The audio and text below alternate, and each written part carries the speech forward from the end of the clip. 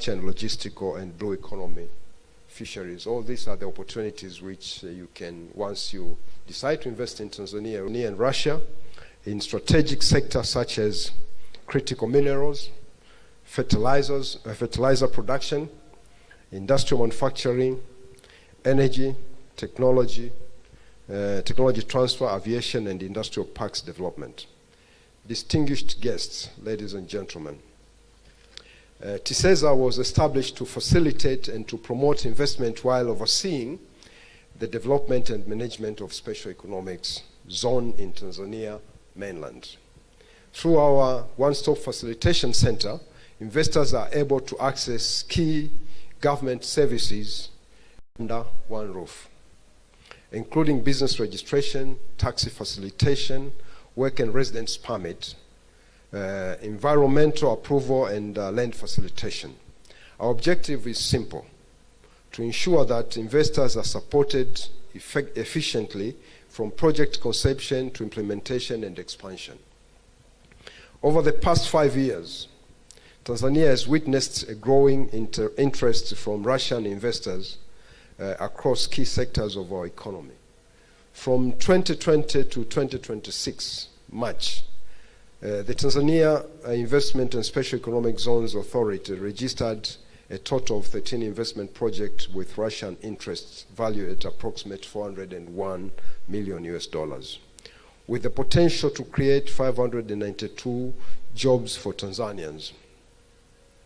The mining and petroleum sector accounted for the largest share, with investment worth about $340 million across 3 projects, followed by the manufacturing sector with 5 projects valued at $49.11 million, expected to create 345 jobs.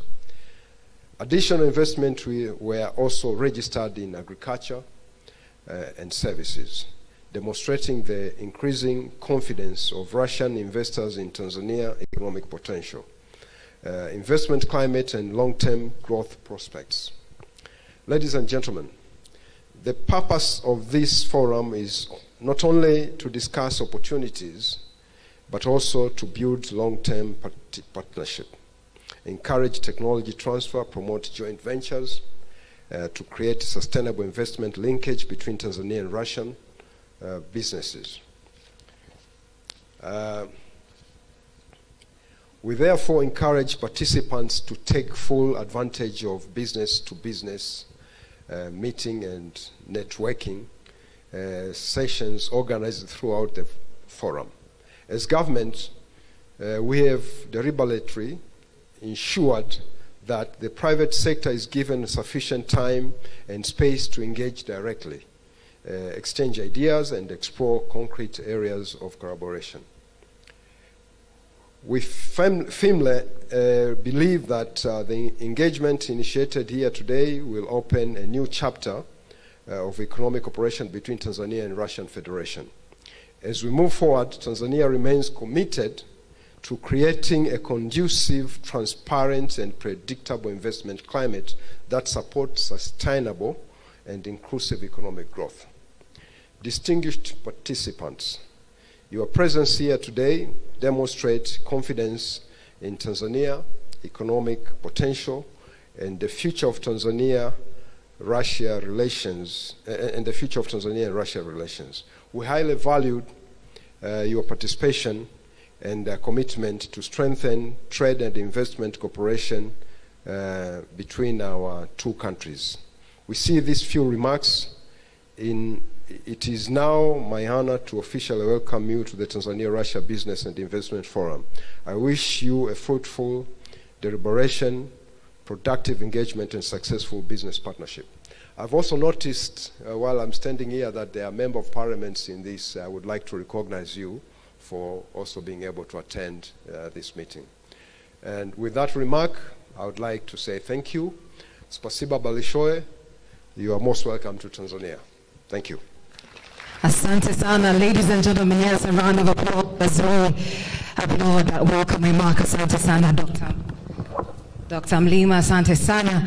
Once again, a round of applause, mabibi na mabwana. A round of applause, ladies and gentlemen, as he heads back to his seat. Ladies, that is the chair of TCESA. We have been welcomed. We are not only here to discuss opportunities, but to build long-term partnerships. Ladies and gentlemen, and with that, after those welcoming remarks and the doctor strongly setting the tone for this forum today, we would now like to move to the voice of Tanzania's private sector, which is central to transforming today's dialogue into practical business cooperation. Ladies and gentlemen, please join me in giving a round of applause to the chairperson of the Tanzania Private Sector Foundation Federation, the Tanzania Private Sector Federation. Ladies and gentlemen, a hand of applause. Ms. Angela Ngalula, karibu sana. TPSF.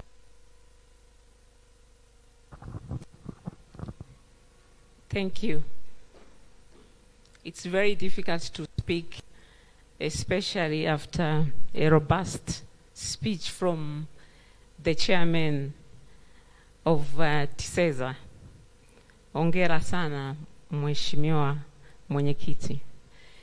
Distinguished ministers, Your Excellencies, ambassadors and high commissioners, our regional administrative officer, a member of parliament who are here this morning, TCESA chairperson, our own TCESA Director General Giliateri, the CEO of Tanzania Private Sector, Deogratias Masawe, captain of the industry, member of the business community from the Russian Federation and the United Republic of Tanzania. Ladies and gentlemen, good morning, habari ya asubuhi. Jamani, mbona mmepoa sana?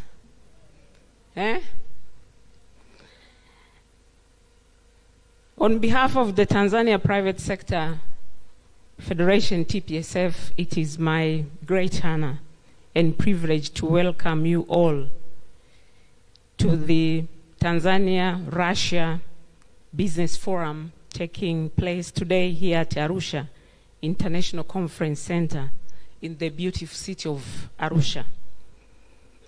We are particularly honored to receive approximate 100 distinguished business delegates from the Russian Federation and more than 300 delegates from the Tanzania business community representing various sectors of our economies. Your presence here today demonstrates the growing commitment between our two nations in strengthening economic diplomacy, deepening trade relations, and unlock new opportunities for the investment and industry cooperation. I wish to extend our sincere appreciation to our two governments, the United Republic of Tanzania and the government of the Russian Federation, for their continued support in promoting bilateral economic engagement. We are equally grateful to our ministers, ambassadors, head of government institution, and private sector leaders who have joined us this morning. Ladies and gentlemen, the forum comes at a very, very important time in the global economic landscape.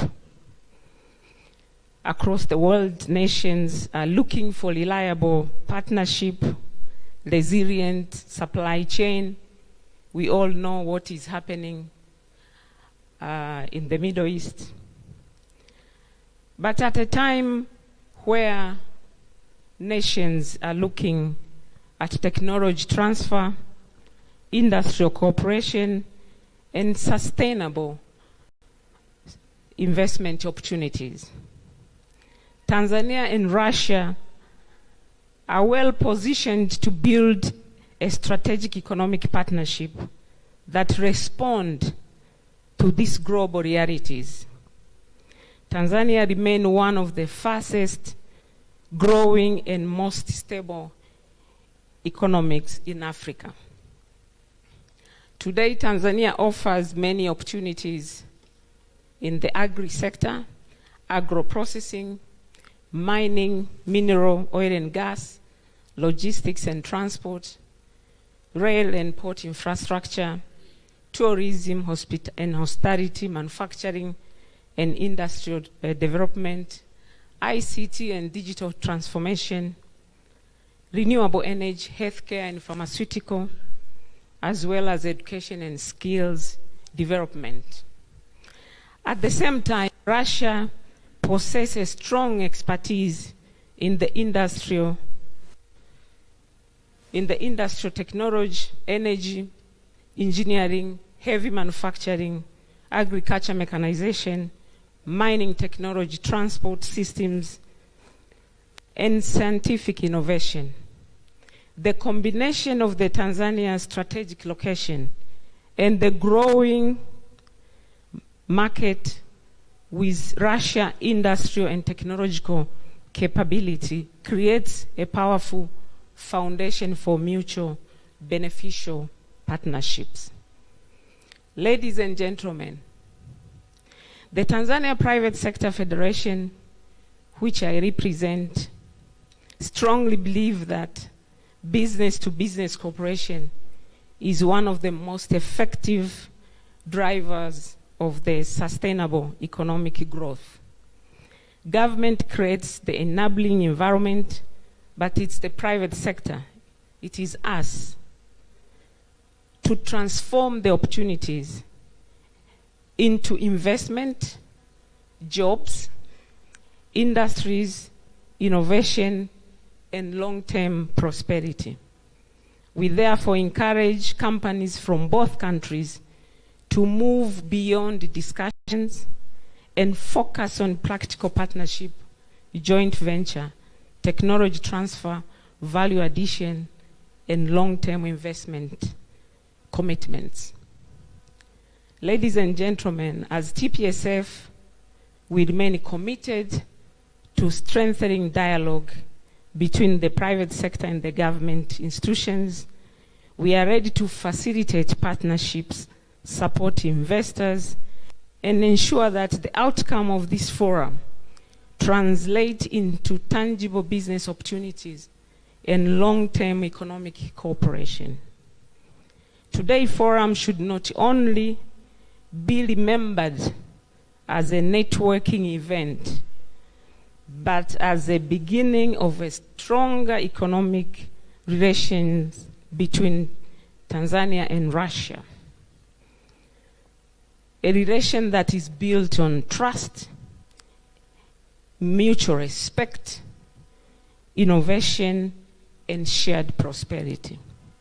As we engage today in today's discussion, panel session, and business meetings, let us focus on building partnership that will create employment for our people, support industrial development, expand trade volume, and contribute to sustainable economic transformation for both nations.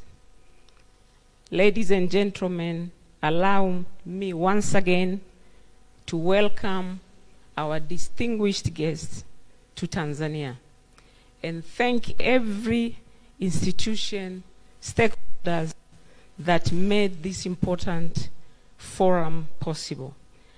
I wish you a productive discussion and a successful engagement.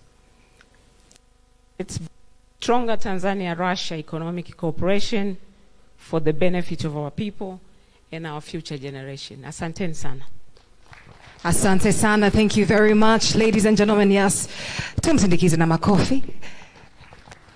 Wonderful, ladies and gentlemen. That is the chair of TPSF, the Tanzania Private Sector Foundation. Ladies and gentlemen, kwa mara nyingine tena, one more time, I would like to take this moment to welcome everybody who is not from Tanzania to Tanzania. One of the things that Ms. Angelina Ngalula did say, the chair of the Tanzania Private Sector Federation, that alisema mbona mmepoa? Why are you so low? So let's lift, when we're discussing business, discussing progress, discussing, as you put it, Ms. Ngalula, trust, innovation, mutual prosperity. I do believe that these things are things that we celebrate. So we join here not just discussing future prospects, but celebrating the fact that we are in this room together and the work that has been done to bring us together. Ladies and gentlemen, please give yourself a round of applause.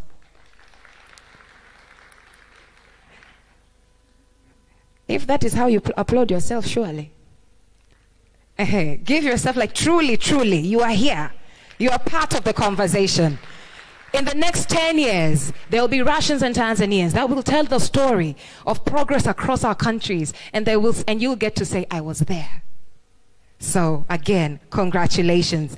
Thank you once again, Ms. Ngalula. Ladies and gentlemen, at this point, I would like to move to remarks from government officials from the Tanzanian side, and this will help us frame the national and regional context for today's engagement.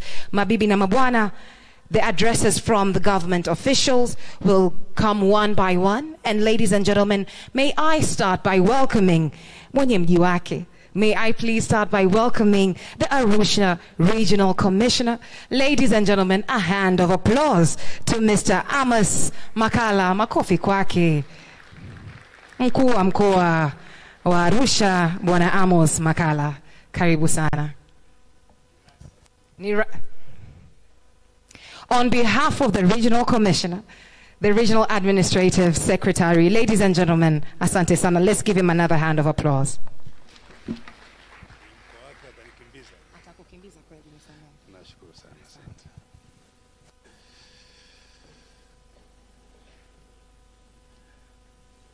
Good morning, everybody.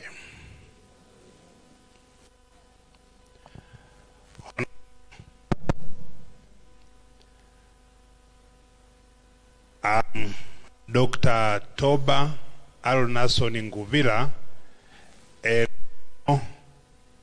Administrative Secretary, Arusha Region. Not Regional Commissioner. Regional Commissioner is not here. On behalf of him, I'm here.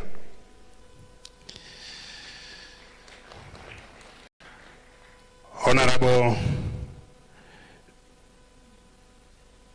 Deputy Minister, Dr. Pius Stephen Chaya, President Office Planning and Investment, Ambassador Dr. Aziz Mlima, Board Chairman at ZEZA, Excellency Frederick Kibuta, Ambassador for the United Republic of Tanzania to Russia Federation,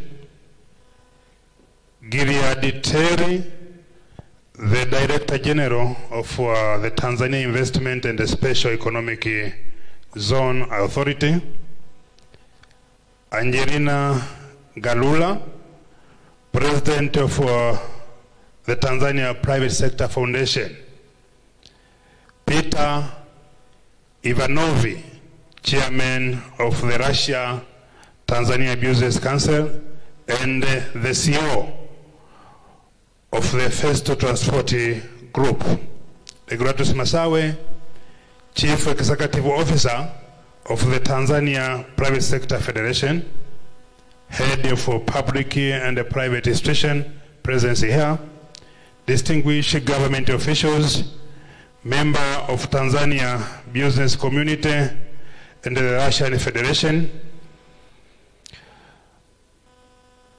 Deputy Minister, and the others, welcome in Arusha. Feel good by being in Arusha. Arusha is a good place to stay. Arusha is a good place to spend You are welcome in Arusha Hall.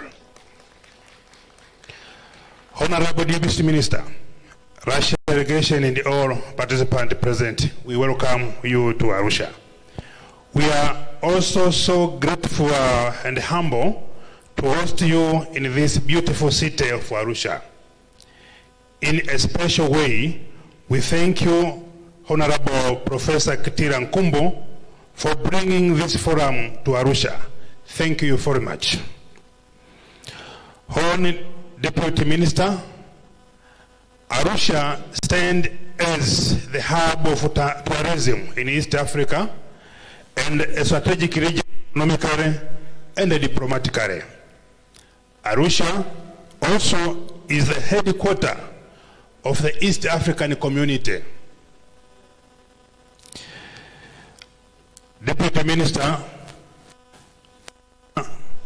has developed into one of African leading conference destination, and we host International Parliamentary Union (IPC) Assembly in October this year, 2026, bringing together over 1,000 global registrators, and 2027 also African Cup of Nations will be hosted here, AFCON. The region is also surrounded by the global recognized tourism attraction, including Serengeti National Park, Ngorongoro Conservation Area, Mountain Kilimanjaro, Tarangire National Park, and the Lake Manyara National Park. For these reasons, those who will be interested are warmly welcome to visit Arusha region to see and to witness those tourist attraction areas. Honorable Deputy Minister, Arusha is the gateway to Tanzania National Tourism Circuit. Arusha also offers substantial investment opportunity like luxury hotels, conference facilities, tourism, aviation services. We affirm our commitment to support investors and enhance free, conducive environment already in place. We welcome Russian investors to Arusha and Tanzania at large. Wish the Russian delegations a successful stay in Arusha and a productive engagement during the Tanzania-Russia Business and Investment Forum. Thank you very much. Welcome in Arusha.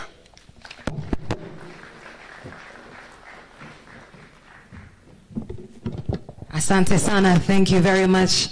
We have arrived and we have been welcomed. Ladies and gentlemen, another hand of applause, Regional Administrative Secretary Arusha, on behalf of the Regional Commissioner.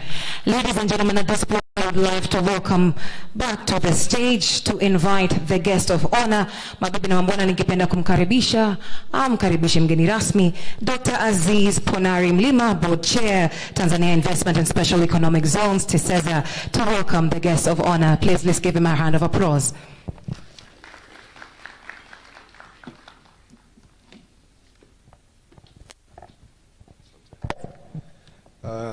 Ladies and gentlemen, I have a singular honor to welcome the Deputy Minister, Honorable Pius Chaya, to the podium.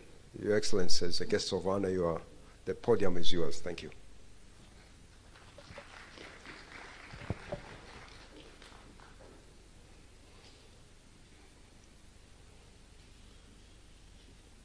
Karibu Mheshimiwa Waziri.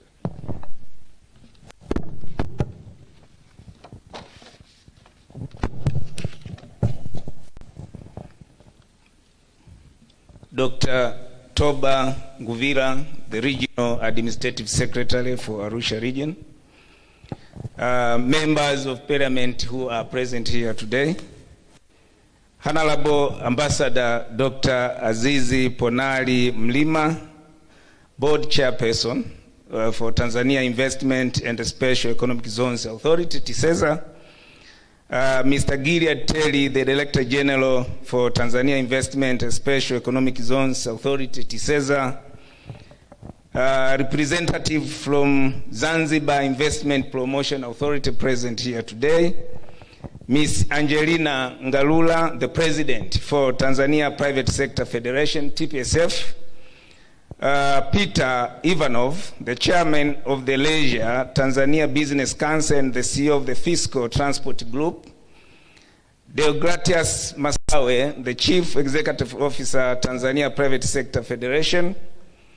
Heads of public and private institutions present here today. Distinguished government officials also present here today. Business leaders who are here today. Members of business community from Tanzania and the Lajan Federation. Ladies and gentlemen, good morning. Good morning. Kazi na utu. Kazi na utu. Ladies and gentlemen, it gives me a great pleasure to welcome you to Arusha for the Tanzania Leisure Business and Investment Forum 2026. Before proceeding with my remarks, allow me to express my sincere appreciation to the government of the Lajan Federation, the Ministry of the Economic Development of Leisure, the Embassy of the Lajan Federation in Tanzania, the Los Congress Foundation, the Lajan Export Center, the Tanzania Investment and Special Economic Zones Authority, TISEZA, Zanzibar Investment Promotion Agency, ZIPA, the Tanzania Private Sector Federation, TPSF, and all stakeholders for organizing this important forum that aimed at strengthening economic and investment cooperation between our two countries. Ladies and gentlemen, there is no doubt that this forum has come at the right time as Tanzania advances the Tanzania Development Vision 2050, while we continue cherishing the long-standing historical relationship between Russia and Tanzania. Ladies and gentlemen, we are gathered today here in the beautiful city of Arusha, a city widely recognized as the Geneva of Africa due to its historic role in diplomacy, peacekeeping, and international cooperation across the continent. Arusha hosts major regional and international institutions, including the East African Community, and has historically hosted major international peace negotiations and a national park, Ngorongoro Conservation Area, Mount Kilimanjaro, Tarangire National Park, and the Lake Manyara National Park, to mention a few. This makes Arusha not only a center for diplomacy, but also one of Africa's leading tourism and conference destinations. Dear participants, Tanzania today stands at a historic moment of economic transformation under the visionary leadership of Our Excellency Dr. Samia Suluhu Hassan, the President of the United Republic of Tanzania, and our country has continued to undertake bold reforms aimed at improving the investment climate, strengthening infrastructure, expanding industrial production, and position Tanzania as a competitive investment destination in Africa. Dear participants, Tanzania is also strategically located along the Indian Ocean and serves as a gateway to a regional market of more than 300 million people through the East African Community and the Southern African Development Community. Our vision is very clear: to transform Tanzania into a modern industrial and export-oriented economy while ensuring inclusive and sustainable development. Dear participants, Tanzania's long-term economic transformation is guided by the Tanzania Vision 2050, which aims to transform the country into an upper middle income and a high income economy driven by industrialization, innovation, productivity, and a private sector-led growth. The private sector is expected to contribute 70% of the growth toward achieving a $1 trillion economy by 2050. To achieve this, the government is committed to strengthening the private sector through the development of supportive laws, strategies, and policies, while also enhancing the capacity of the national private sector apex body to effectively advance private sector priorities. Ladies and gentlemen, the vision identifies key transformative sector that will drive Tanzania's future economy, including agriculture, agro-industrialization, mining and mineral beneficiation, manufacturing and industrial development, tourism and hospitality, construction and real estate, the blue economy, energy development, financial services, sports, creative entertainment industries. It also highlights key drivers of economic growth, including transport and logistics, energy, science and technology, ICT and innovation, research and development, and frontier technologies. Ladies and gentlemen, this vision too reflects Tanzania's commitment to building a diversified, resilient, and a globally competitive economy. Tanzania is among the fastest growing economies in Africa, supported by strong macroeconomic fundamentals, predictable investment business policies, political stability, strategic reforms, abundant natural resources, and a growing consumer market. Dear participants, we therefore invite our colleagues, particularly Russian investors, not only to invest in Tanzania's current opportunities, but also to become long-term strategic partner in Tanzania's future transformation agenda. Ladies and gentlemen, investing and doing business in Tanzania means partnering with a country that has a clear vision, strong leadership, strategic geographical positioning, and a long-term commitment to sustainable economic growth and industrial development. It is a vast, the market is growing, and the future is very promising.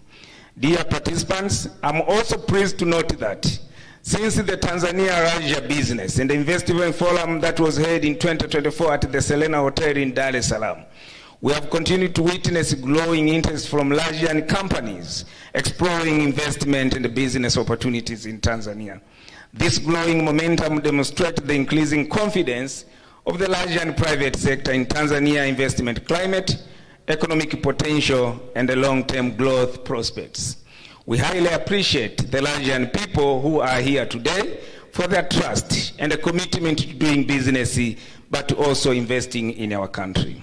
Dear participants, today's strong participation by more than 120 Russian companies is a clear indication that Tanzania-Russia economic relations are entering a new phase of a deeper commercial engagement, strategic partnerships, and a long-term investment cooperation. This therefore leaves a strong and positive mark on our society.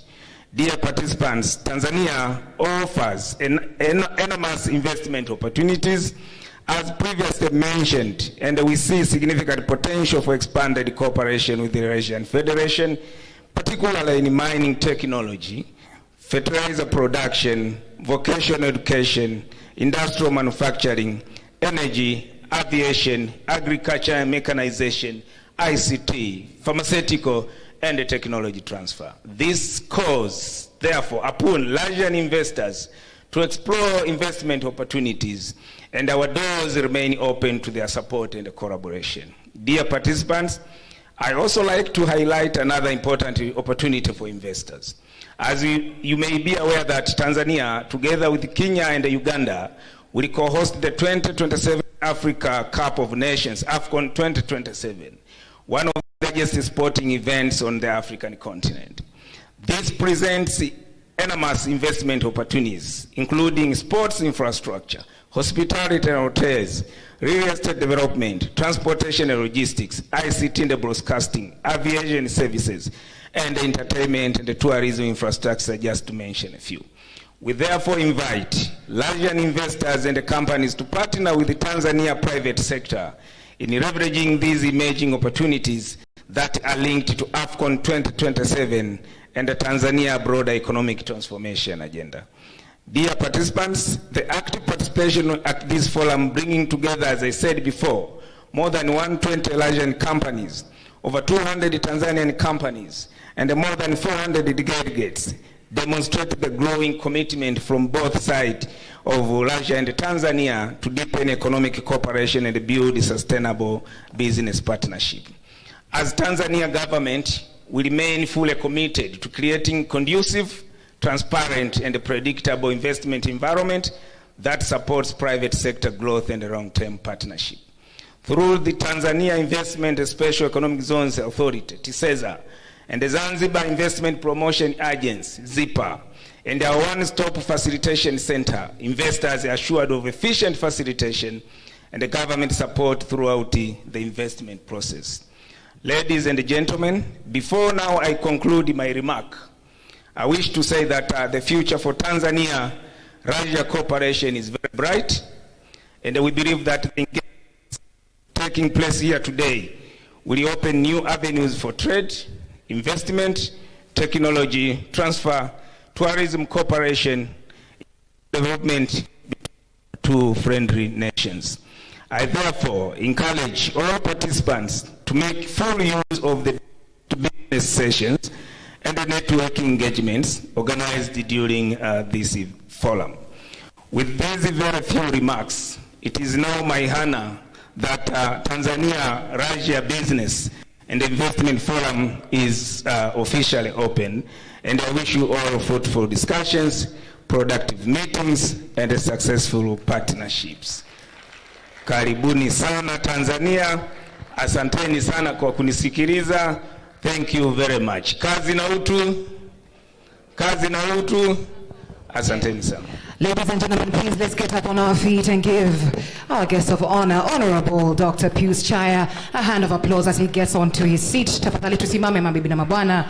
Asante sana. Mheshimiwa mgeni rasmi, makofi yaliyoshiba tafadhali. Asante sana. You may take your seats. Thank you very much for those very important remarks, Honorable. We have now heard the welcome, we have heard from the private sector's perspective, as well as the government's framing. Ladies and gentlemen, we now move to the core investment and trade segment of the forum. Mabibi na mabwana, beginning with an overview of Tanzania's investment climate and opportunities available for Russian investors and partners. So this is how this next segment is going to operate, ladies and gentlemen. Like I said, we're going to go into an overview of the investment climate in Tanzania and opportunities for Russia. We're going to first start to hear from TISEZA, the Tanzania Investment and Special Economic Zones Authority, and we're going to hear on the overview of investment climate and opportunities in Tanzania mainland, and then we will go into overview of investment climate and opportunities in Zanzibar, ladies and gentlemen, and that will be from ZIPA, the Zanzibar Investment Promotion Authority. Right after we are done from there, we will move on swiftly to an overview of trade and investment opportunities between Russia and Tanzania. We will get to hear from our Russian counterparts as well as TanTrade. Mabibi na mabwana, without further ado, please join me in giving the General Director of the Tanzania Investment and Special Economic Zones Authority, TISEZA, Mr. Gilead Terry, a round of applause as he heads to the stage.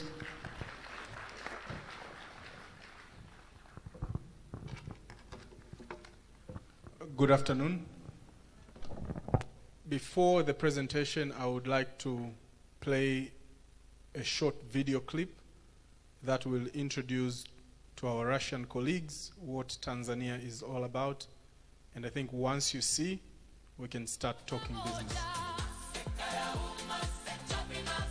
Где будет ваш бизнес? Где будет ваш бизнес через 50 лет? Есть страна, которая задала курс далеко вперед. Земля видения, молодости и амбиций. Это Танзания, ваша страна для отдыха. Где будет ваш бизнес через 50 лет? Есть страна, которая задала курс далеко вперед. Земля видения, молодости и амбиций. Это Танзания, ваша страна для отдыха.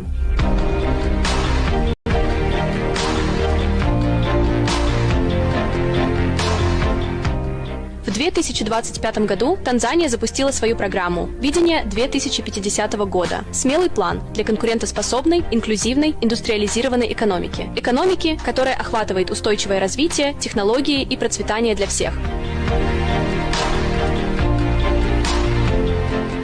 Танзания – это ворота в Восточную и Южную Африку. Благодаря логистике мирового класса и новой инфраструктуре мы соединяем ваш бизнес с более чем 1 миллиардом 400 миллионами человек, с более чем 94% проникновения мобильных денег, цифровым банкингом и поддержкой венчурного капитала. Танзания инвестирует в людей, которые инвестируют в идеи.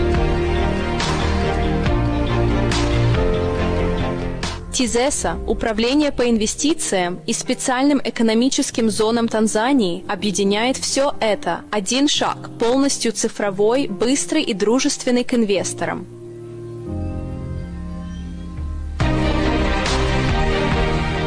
Под руководством ее превосходительства, доктора президента Самии Сулуху, Хасан Танзания строит глобальные партнерства, осуществляет значительные реформы и приветствует устойчивые инвестиции. Где будет ваш бизнес в 2050 году? Выберите страну с планом. Выберите страну, строящую будущее сегодня. Танзания – ваша страна для старта. Ваше будущее сейчас.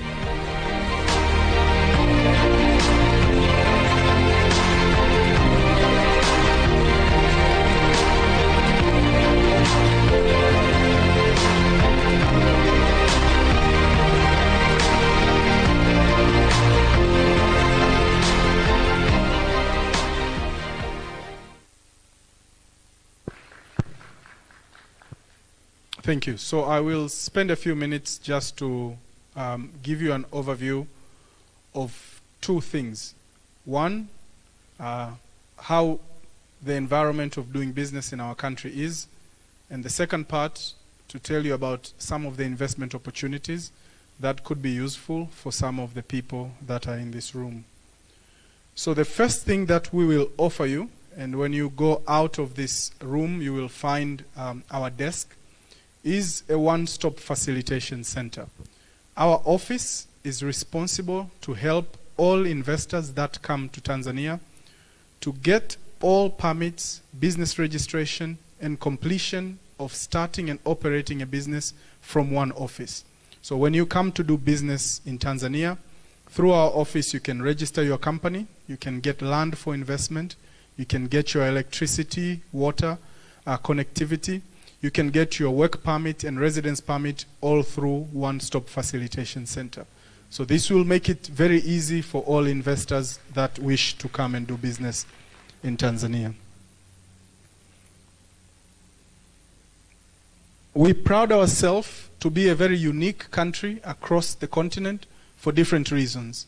One of the first things that we do quite well, we have a very progressive leader who is business friendly, Her Excellency Dr. Samia Suluhu Hassan. And that investment climate is backed up not only by strong public-private partnership laws, but also fiscal and monetary stability, peace and stability of the country, but also the location that we are in within the East African community makes Tanzania a gateway country into the region. We pride ourselves to be part of the East African community and the Southern African Development Community, which means if you invest in Tanzania, you can operate from Somalia to South Africa as one common market. And that is something very unique for this country. So when you think of Tanzania, don't think only as a place to come do business and invest, but also think as a hub where you can operate from our country to all these markets in the neighborhood. We think natural resources are also a critical aspect of the investment opportunity that exists. Rare earth elements are quite abundant in our country. We also have the second largest known deposit globally of graphite. Transition materials transition materials such as nickel, cobalt, and helium are widely abundant and available in our country. We have also a very strong agricultural base, which gives us not only food sufficiency within the country, but also quite sizable export opportunity, including crops such as cashew, coffee, which could be quite useful in global markets. We have at least two categories of investors.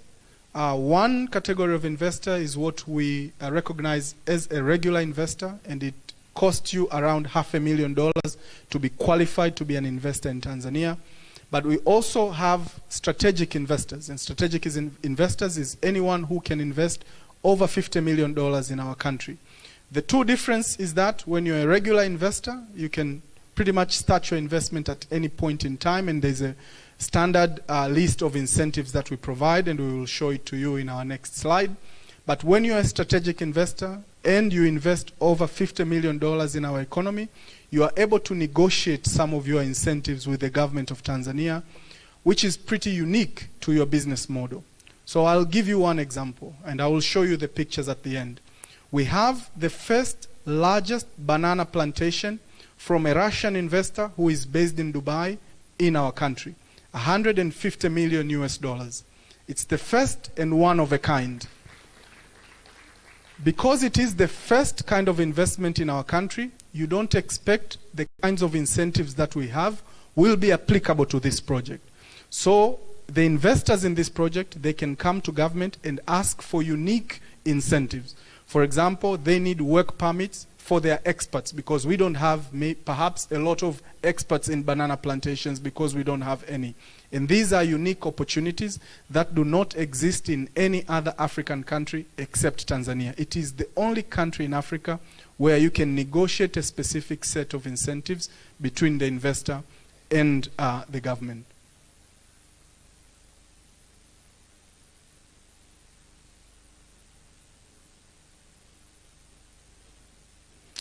So we also have export processing zones investors. So for example, any Russian investor that wants to invest in Tanzania and export 100% of your products outside the East African community, you qualify to be in our export processing zones. And in these export processing zones, we provide a number of incentives, and one of them is 10 years of zero corporate tax. So pretty much every profit you make is yours for anyone who wants to manufacture in our country for an export market, including to the Russian market. These are some of the incentives that we provide for our investors that come to invest. One, all your capital can come into the country without taxes.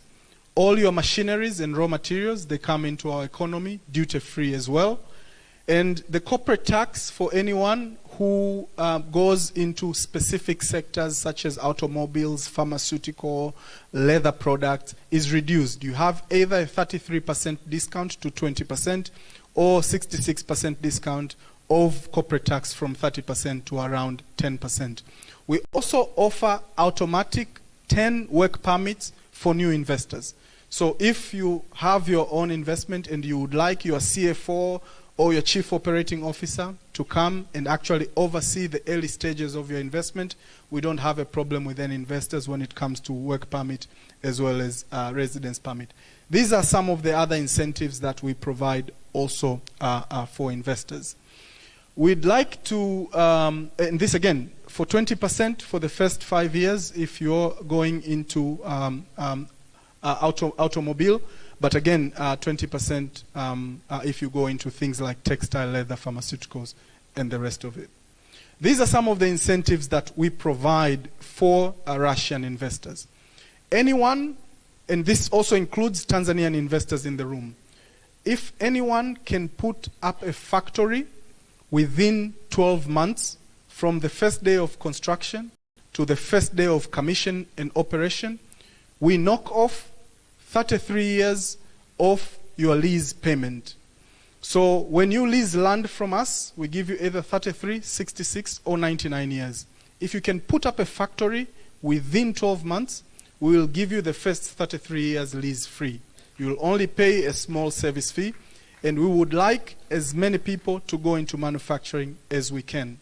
We also give you support within the regional market through our embassies and supporting your investment. We have our zone offices as well that help you on your day-to-day operations when it comes to permits and compliance.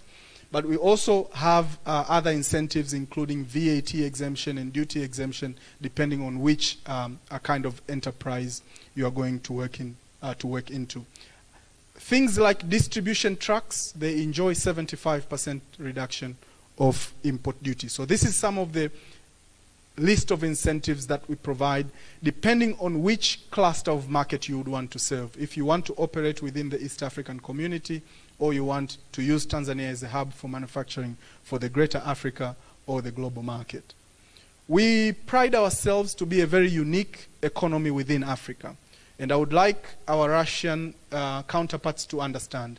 Tanzania is quite different from a lot of other African countries. If you look into the economy of many African countries, you would find 90% of their export is one particular product, or 50% of their export is one particular product. The Tanzanian economy is very diverse. 20 to 25% of our GDP is agriculture. So we have quite sizable agriculture production, ranging from cotton, coffee, cashew, to horticulture like avocados, and again, as I've said, banana investment that is coming up at the moment, 7,000 hectares of the biggest contiguous farm of banana plantation anywhere else in the world. But we have 10% of our economy being in extractive. We have, as I mentioned, quite sizable mining deposits, but we also quite a proud investment in uranium from a Russian company, Rosatom. We also have 10% of our economy being in logistics, because our port is used by around 8 countries in the nearby region. There is opportunity in logistics, storage, warehousing, and transportation as well, around 10% of our GDP. 30% of our country is reserved land as national parks or game reserves. So tourism is big. Some of you are here in Arusha, is our best tourist city. You will see Serengeti, you will see Ngorongoro, you will see Mount Kilimanjaro. And this is also a big opportunity here. What that means is that our economy has opportunity in many different areas. Tanzania has 10 regions with over 1 million people each. And the rapid population growth creates a lot of urbanization and a lot of opportunities in real estate sector. So these are some of the opportunities that we have. We also share a proud moment where our country will host African Cup of Nations next year, collectively within the East African community. And we understand that our Russian colleague, not many years ago, hosted the World Cup. So these are some of the opportunities that we have laid in front for you. We believe that through our special economic zones across the country, there will be a good opportunity. But manufacturing, some of the 10 opportunities that we would like to lay in front of you today, number one is manufacturing. There has been about 200% increase in some of the processed foods in our country for the last couple of years. We think that manufacturing is the future. Building materials, food products, logistics. We are having a lot of assembly of motor vehicles, motorcycles, and mobility products within our economy. So if there is number one opportunity in our country, that will be manufacturing. Number two will be agro-processing. And in agro-processing, we have at least 4% growth of this market year on year.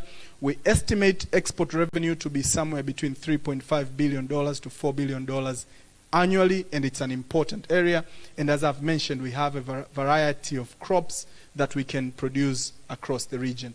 Opportunity number three will be on blue economy, ranging from fisheries, exploration in the ocean, deep sea fishing, but also other offshore renewable energy. And any companies that are interested in this area, this is a big area of interest for us as well as for Zanzibar.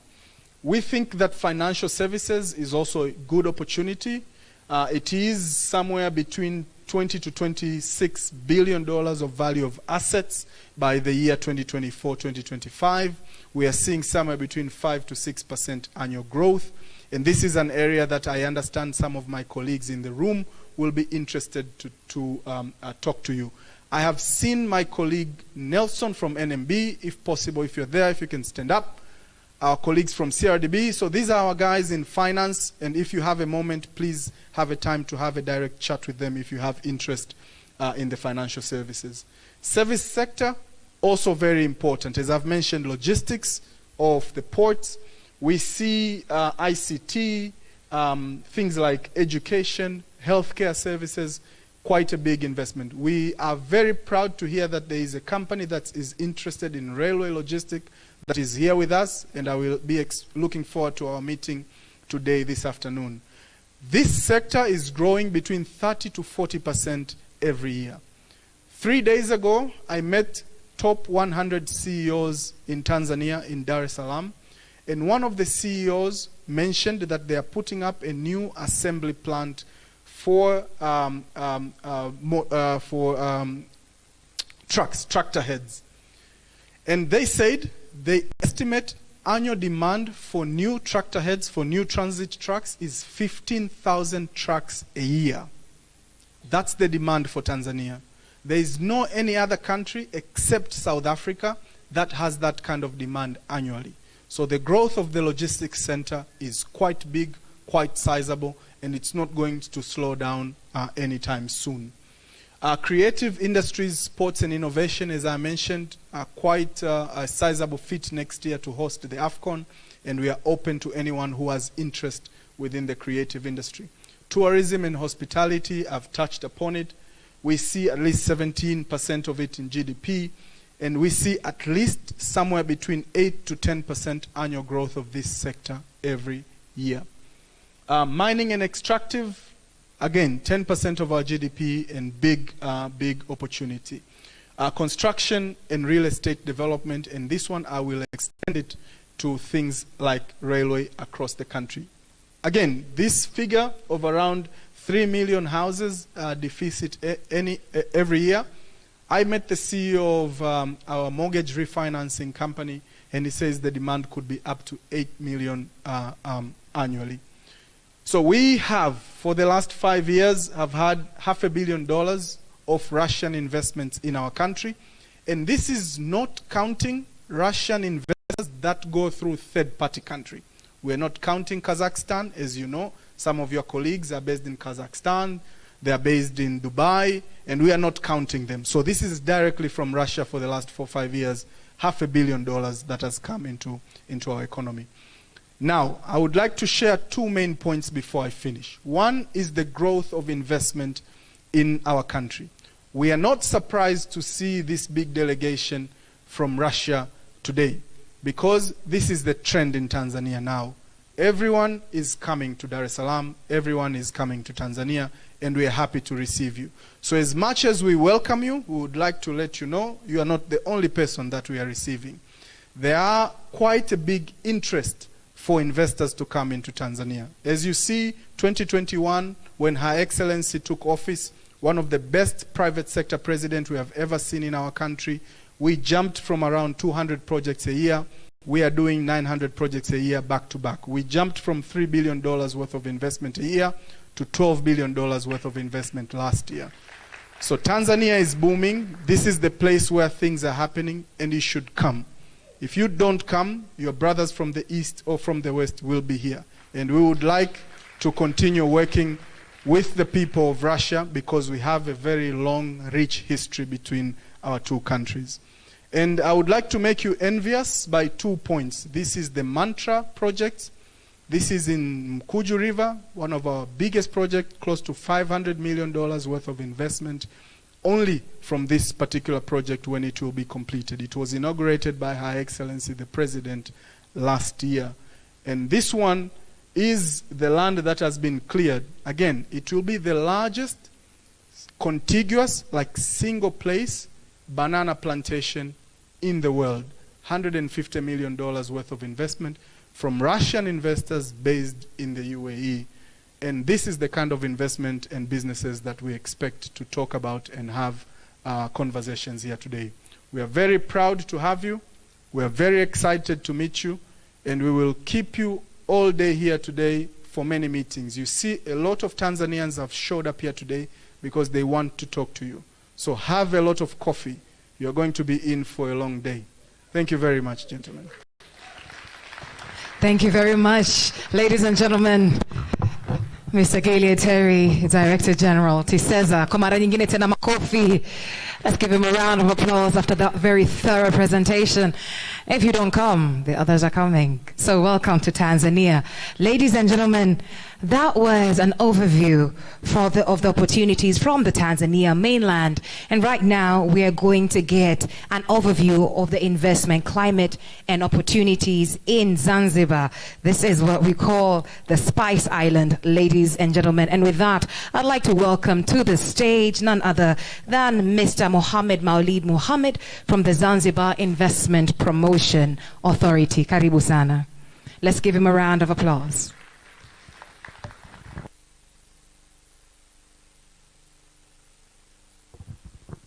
Good afternoon, everybody. My name is Mohamed from the Zanzibar Investment Promotion Authority. I'll be presenting the environment and opportunities of investment in Zanzibar. First of all, I would like to gratitude my brothers from TISEZA.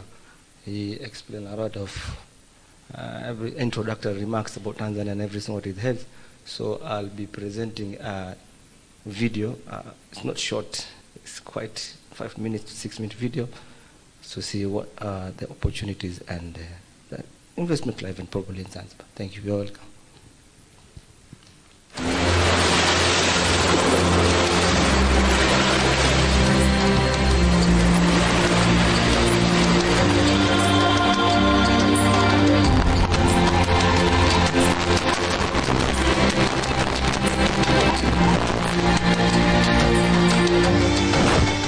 A land of unparalleled beauty, rich heritage, and endless possibilities, nestled along the sparkling waters of the Indian Ocean. This island is more than just a tropical paradise. It is a dynamic business hub, a gateway to global markets, and a place where investment opportunities are boundless.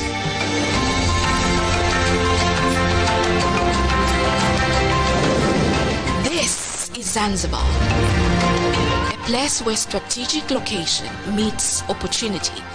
Positioned at the crossroads of Africa, the Middle East and beyond, Zanzibar boasts an international airport with direct access to key global cities and a deep water port that facilitates international trade.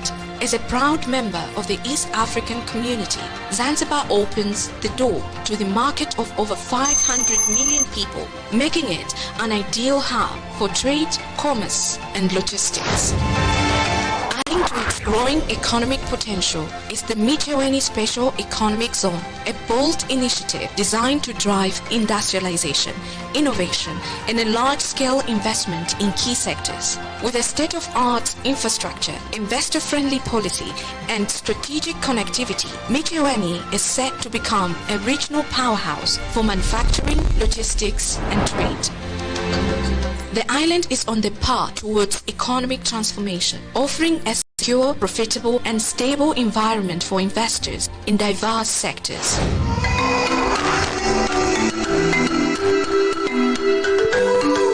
Tourism is a cornerstone of Zanzibar's economy, contributing significantly to its GDP and generating 80% of foreign currency earnings. Over the past 4 years, Zanzibar has welcomed over 2.3 million visitors, and with over 800 hotels and resorts, it is fast becoming one of Africa's top travel destinations.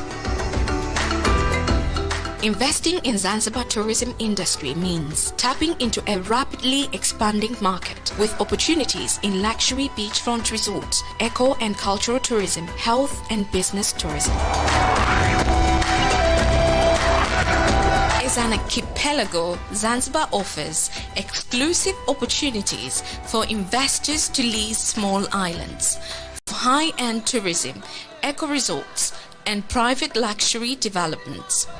These islands provide a unique chance to create sustainable retreats, marine conservation projects, and niche hospitality ventures, catering to the growing market for exclusive and eco-conscious travel experiences.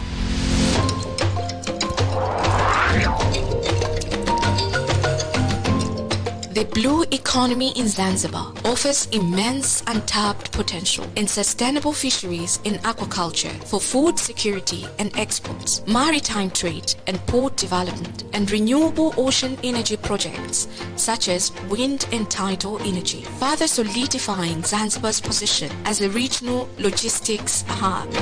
Invest in Zanzibar's blue economy for a prosperous and sustainable future.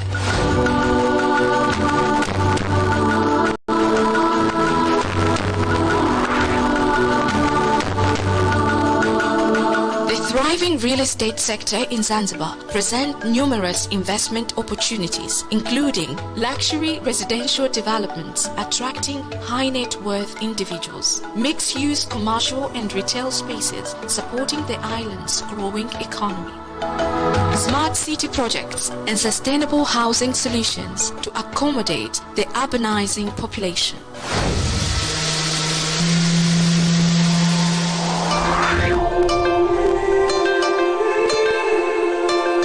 Zanzibar is fostering industrial growth with exciting opportunities, agro-processing transforming local produce into export-ready goods, pharmaceutical manufacturing to meet both local and regional demands, textile and garment productions, capitalizing on expanding international markets. Zanzibar's manufacturing sector is primed for high returns and long-term growth.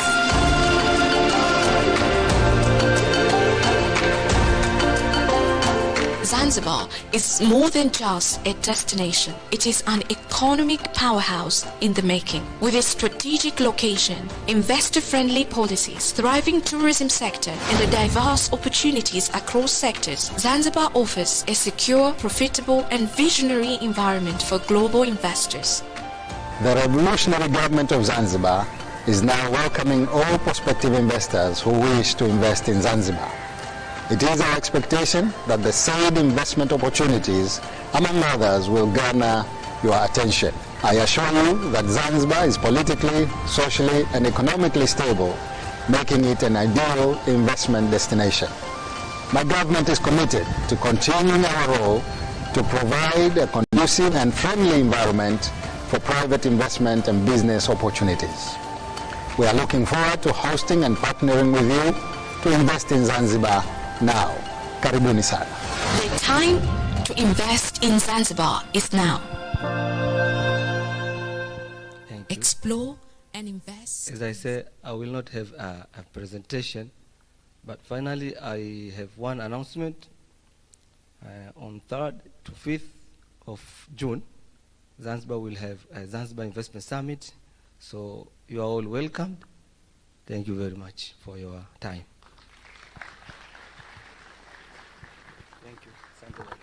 Thank you very much, Mr. Mohammed. Ladies and gentlemen, the time to invest in Zanzibar is now. The time to invest in Tanzania is now. Another hand of applause to that presentation in visual format. Ladies and gentlemen, after that segment, we are moving on swiftly to get an overview of trade and investment opportunities between Russia and Tanzania. And this segment will be divided across 4 speakers. Ladies and gentlemen, we will begin with the president of the Tanzania Friendship Society, followed by TAN Trade, followed by the director of the Center of African Studies, National Research University Higher School of Economics, and then the CEO of SK Capital. Ladies and gentlemen, without further ado, we now move into the opportunities between Russia and Tanzania. Mabibi na mabwana, we are moving into the perspective of business from the perspective of the Russia and Tanzania Friendship Society. Mabibi na mabwana, makofi ya kipekee kabisa to the member of the General Council, Business Ambassador to the United Republic of Tanzania, all Russian Public Organization Business Russia, and President of the Tanzania Friendship Society. Ladies and gentlemen, makofi ya kipekee kabisa, Bwana Yuri Korobov. Karibu sana.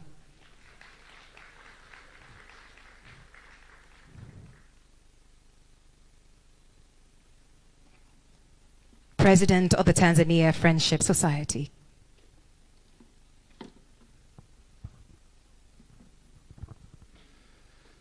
Всем добрый день. Очень рад поприсутствовать сегодня на этой площадке. Хотел выразить в первую очередь слова благодарности принимающей стороне, правительству Танзании, экономическому блоку, также экономическому блоку Российской Федерации, который приложил к этому тоже немало усилий. Сегодня прозвучало довольно-таки много слов, прозвучало очень много цифр. И that I want to talk and I want to share with you guys. So I'll try to save time and talk in a very short way.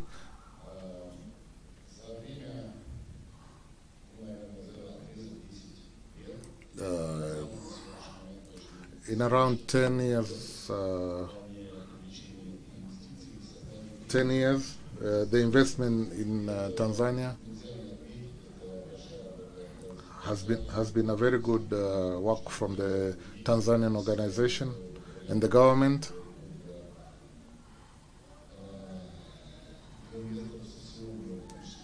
By creating a good environment for all investments or investors to Tanzania.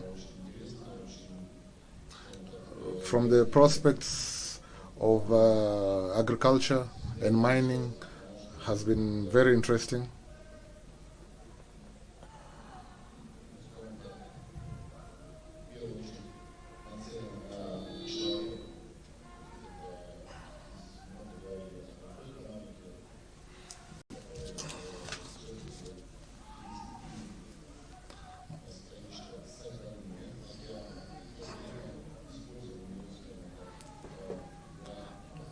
Another factor that is very interesting is the blue economy.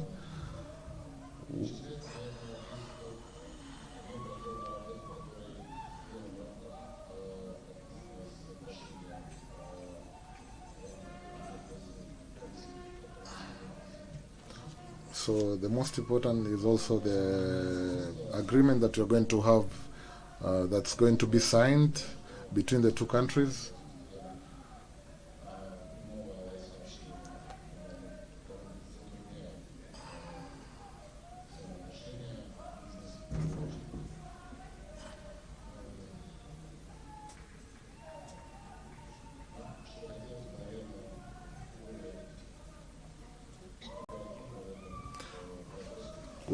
We hope that on this agreement that you're going to have a good relationship in terms of operations.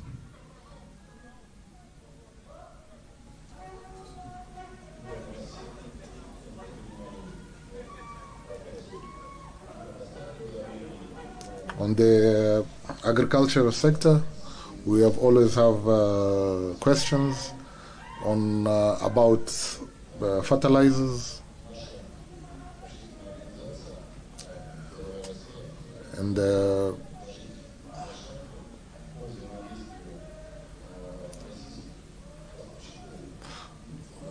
so from our side, from our Russia government side, we want to welcome Russian partners and Russian companies who are willing to invest also into the agricultural and logistics of Russian fertilizer into the Tanzanian market.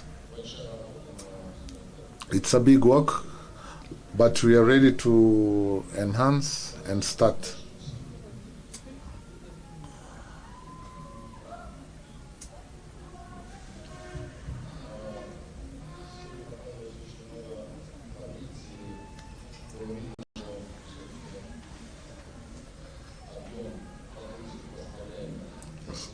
So today they have shown us on the screen so many products that are from Russia to Tanzania.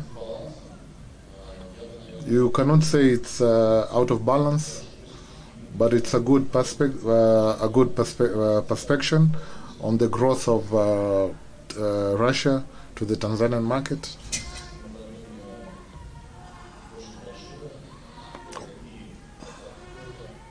Also, from your side, in Tanzania, there is a very high demand in terms of coffee, transportation. I also understand that the horticulture, the flower business is also good from Tanzania.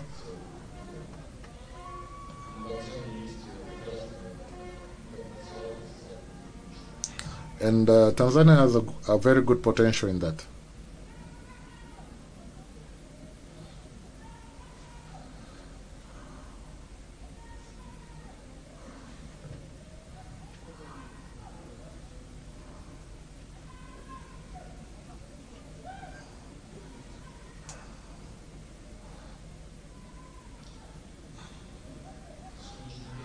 On this day,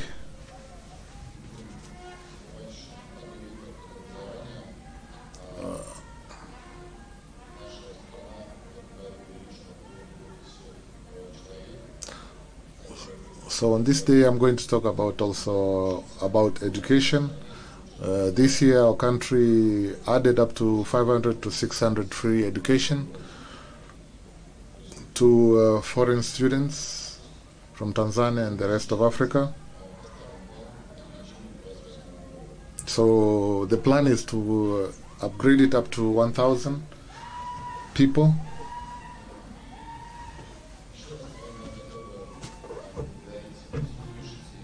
And also I want to give my big thanks to the ministers.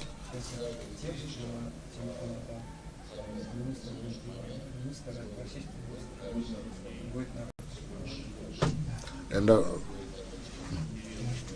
нашими странами он растет друг к другу. В качестве ответного жеста я хотел бы пригласить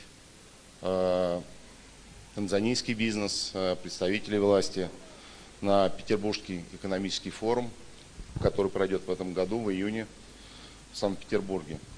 Я искренне был бы рад видеть вашу делегацию на этом форуме. So we have a forum that's going to be happening in June, and I really welcome all the delegates that are here today. Thank you so much. Thank you very much. Asante sana, Mr. Yuri. Ladies and gentlemen, we are now preparing to receive our ministers in the hall. We are now preparing to receive the ministers, so we are going to put a little bit of a pause in the overview of opportunities available in. Allow me to take this off. We're going to put a pause in the overview of opportunities in both, looking at the different investment opportunities between Russia and Zanzibar, and we're preparing to receive our ministers in the hall this afternoon. Our ministers will present their remarks right before lunch, and then the B2B sessions right after the presentations from our ministers. We will move into following up on our agenda as it was. Ladies and gentlemen, to join us this afternoon, we will have the Honorable Professor Kitila Mkubo, who is the Minister of State, President's Office Planning and Investment for the United Republic of Tanzania. With him will be Honorable Mahmoud David Kombo, who is the Minister of Foreign Affairs and East African Cooperation of the United Republic of Tanzania. Ladies and gentlemen, we will also have Honorable Maxim Reshetnikov, who is the Minister of Economic Development of the Russian Federation. Ladies and gentlemen, with them also we will have Honorable Ngwaru Jumanne Magembe, who is the Deputy Minister of Foreign Affairs and East Africa Cooperation of the United Republic of Tanzania, as well as other dignitaries. Ladies and gentlemen, as our ministers walk into the hall this afternoon, I will ask again that we stand up and give them a round of applause. This high-level dignitary, this delegation is really testament to the political will, testament to the intentionality and commitment to make sure that this is not simply a conversation, but then there are practical action points that come out of this. Ladies and gentlemen, let's keep engaging dialogue with those on your table as we wait for the ministers to come into the hall. Once again, when they come in, I will ask us all to give them a hand of applause, to stand up on our feet and give them a hearty hand of applause before we start listening and hearing from them. Karibuni sana, I will be right back.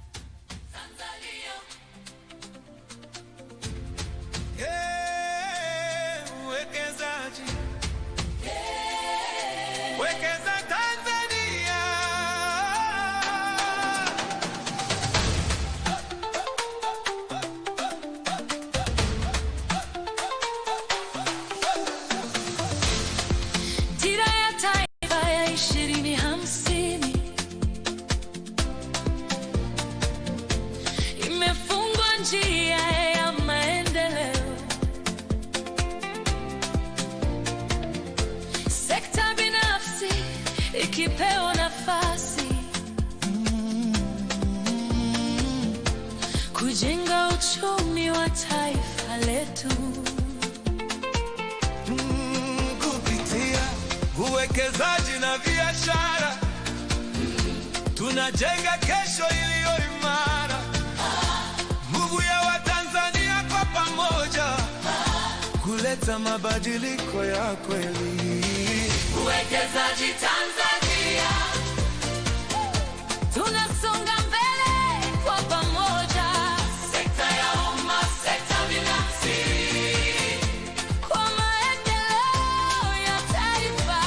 Uwekezaji Tanzania, tunajenga nyumba moja kwa ustawi wa kila mmoja na kwa nchi yetu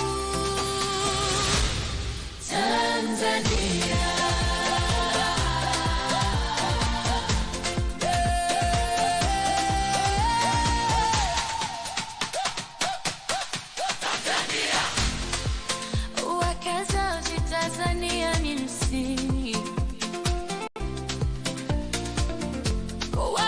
Ladies and gentlemen, may I please ask you to get up on your feet as we give our ministers a hand of applause. Makofi leo shiba tafadhali.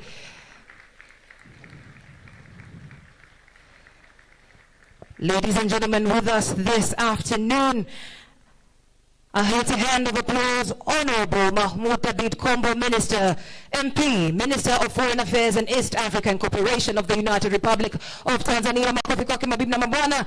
Also, ladies and gentlemen, Honorable Maxim Reshednikov, Minister of Economic Development of the Russian Federation. Ladies and gentlemen, let's keep applauding. Also, we have Honorable Professor Kitila Alexander Mkumbo, MP, Minister of State President's Office, Planning and Investment, United Republic of Tanzania. Entering the hall right now, ladies and gentlemen, Honorable Mahmoud Abid Kombo, another hand of applause. MP, Minister of Foreign Affairs and East African Cooperation of the United Republic of Tanzania. And with them, ladies and gentlemen, as you take your seats, we also have Mr. Peter Ivanov, Chairman of Russia-Tanzania Business Council. Asante sana. Another hearty round of applause all together for the incredible partnership that has made this happen. Mabibi na mabwana, ladies and gentlemen, at this point I would like to welcome to the stage to speak with us, ladies and gentlemen, the chairman of Russia-Tanzania Business Council, the CEO, FESCO Transport Group, Director for Logistics, Rosaton State Corporation. Mabibi na mabwana, a hand of applause, Mr. Peter Ivanov.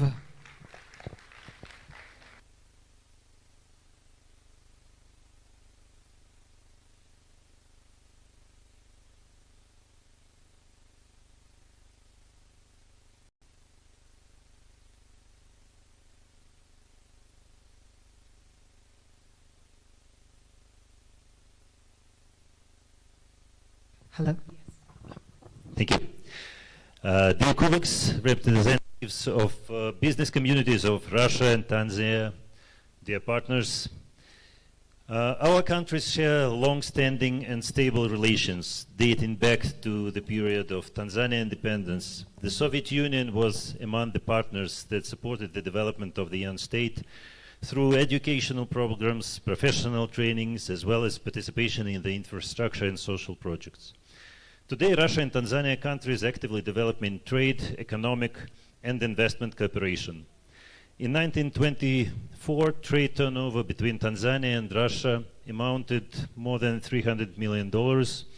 In 2025, bilateral trade increased by nearly 20%.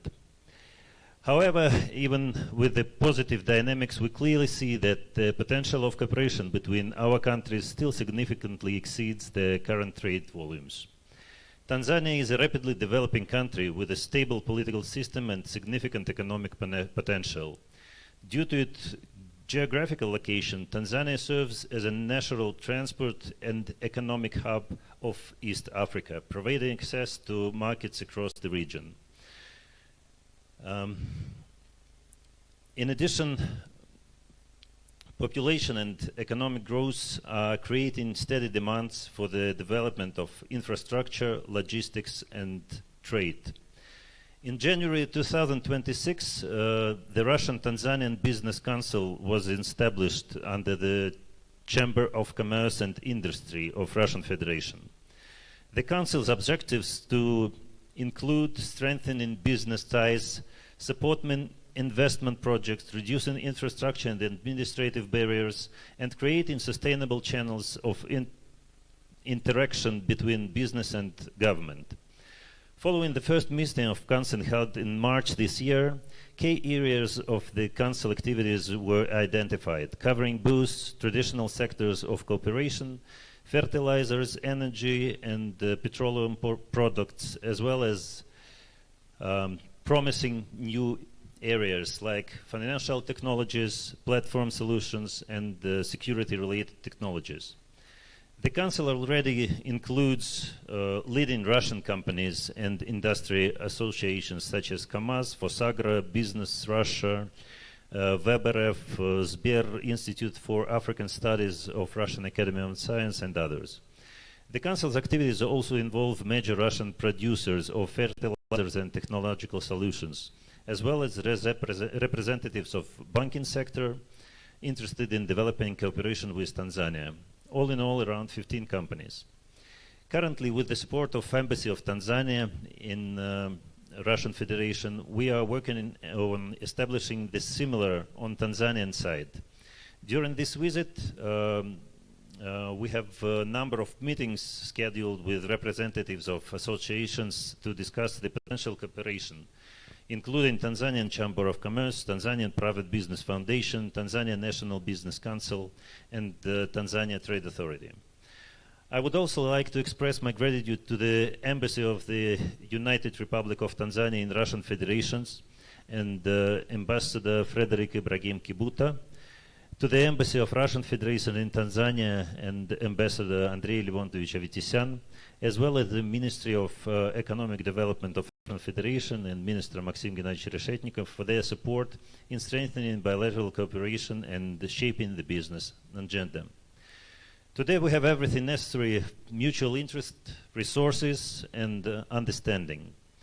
Our task is to transform the potential into real projects and sustainable economic ties. And citing Julius Nyerere, if real development is to take place, the people have to be involved. And I believe that cooperation of our nations will allow this mutual development in the near future. Thank you. Thank you very much, Mr. Ivanov. Ladies and gentlemen, let's give him a hand of applause as he heads to his seat. Chairman of the Russia-Tanzania Business Council. Mabibi na mabwana, mheshimiwa mgeni rasmi kwa ruhusa yako, I would like to give a special recognition, ladies and gentlemen, to the Executive Secretary, National Planning Commission, also the Permanent Secretary, President's Office Planning. Mabibi na mabwana, a hand of applause, Dr. Tausi Kida. Asante sana.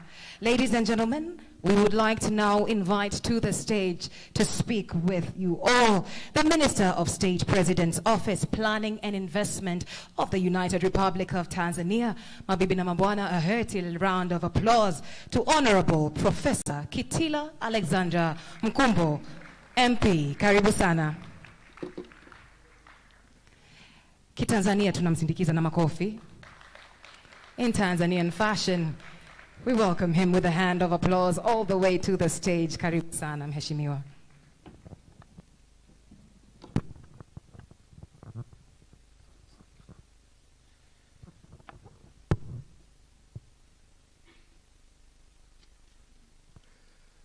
Honorable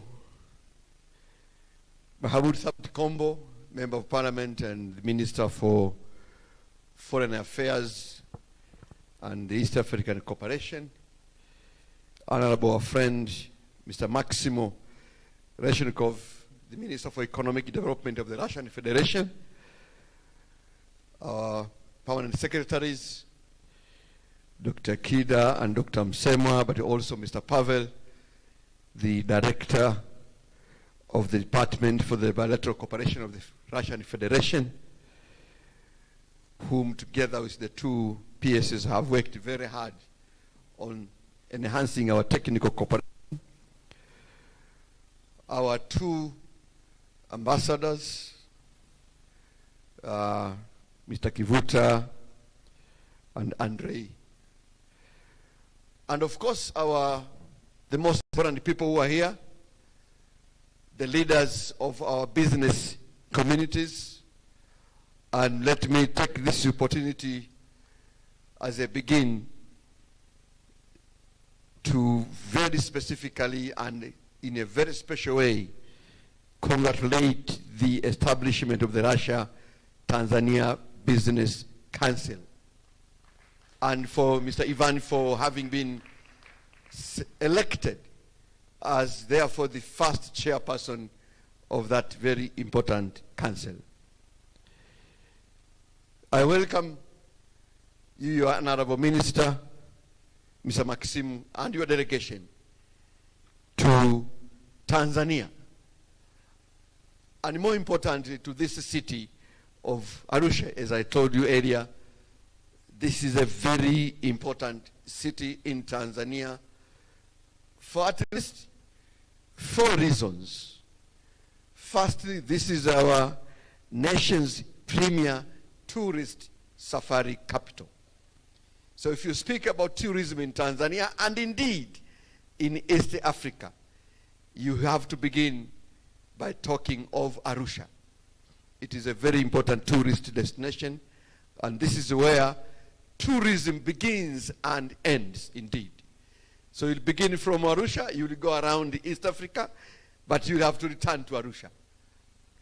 Secondly, it is our major diplomatic hub, always referred to as the Geneva of Africa. And the reason for that is that this city houses a number of international organizations, including our very important East African community. Thirdly, Arusha is the historical center for our independence. It is here that the UK signed the document ceding the independence of Tanganyika. So Dar es Salaam only celebrated our independence, but actually the documents for that independence were signed by the UK government here in Arusha. But also it is here in Arusha that our socialist policy was formally declared in the name of Arusha Declaration. And we even have here what is called Azimio Arusha, or Arusha Declaration Museum. If we had time, we would have taken it to the Arusha Museum, which is a special museum for our historical documents, and particularly the Arusha Declaration. And lastly, this is the remaining cultural city in Tanzania. So when we got our independence, a lot of our historical and cultural aspects were somehow dismantled, and they gave way to Kiswahili language, which is our national language. But it is in this city that which continues to preserve their cultural, a lot of their cultural aspects in the name of Maasai. So it is in this that we have the Maasai, which they preserve the culture as you saw when you are entering this city. So to us, Arusha is a very important destination. The aim of this forum, which is bringing together the private sector delegations from our two great countries, is to translate and to transform our 60 years of excellent political and diplomatic cooperation into tangible, mutually beneficial economic outcomes for our people. As many people in this room know, Tanzania and Russia, we have had those many years of excellent cooperation. Indeed, the Soviet Union was among the very first countries to recognize the independence of then Tanganyika. The Soviet Union also was among the very few countries that recognized our union between Tanganyika and Zanzibar, forming the United Republic of Tanzania. So there is no doubt about our political ties between these two countries. What we need now is to transform those excellent political diplomatic ties into tangible economic outcomes for our people of the two countries.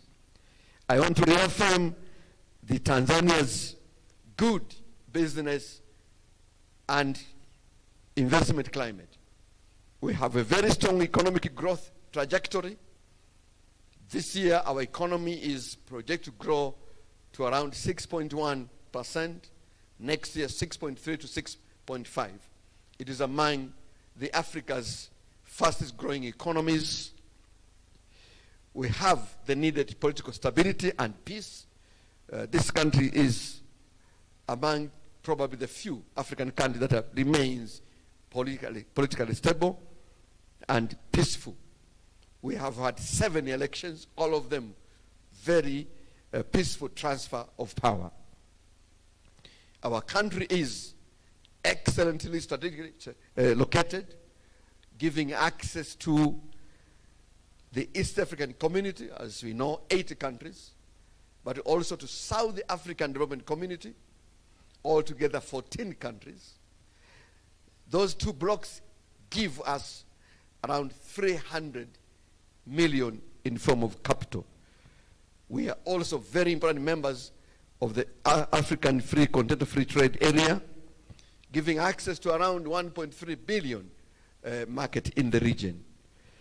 So definitely investing in this country, you'll be investing in Africa. Doing business with Tanzania, you'll be doing business with Africa. Our President, High Excellency Dr. Samia Suluhu Hassan, has championed important reforms to ensure that our business environment continues to be attractive to investors and business people around the world. We are positioning Tanzania as a regional industrial and logistics hub. We want to use our strategic location to ensure that we become a logistic hub, but also through industrial development. We are focused very much on the question of value addition.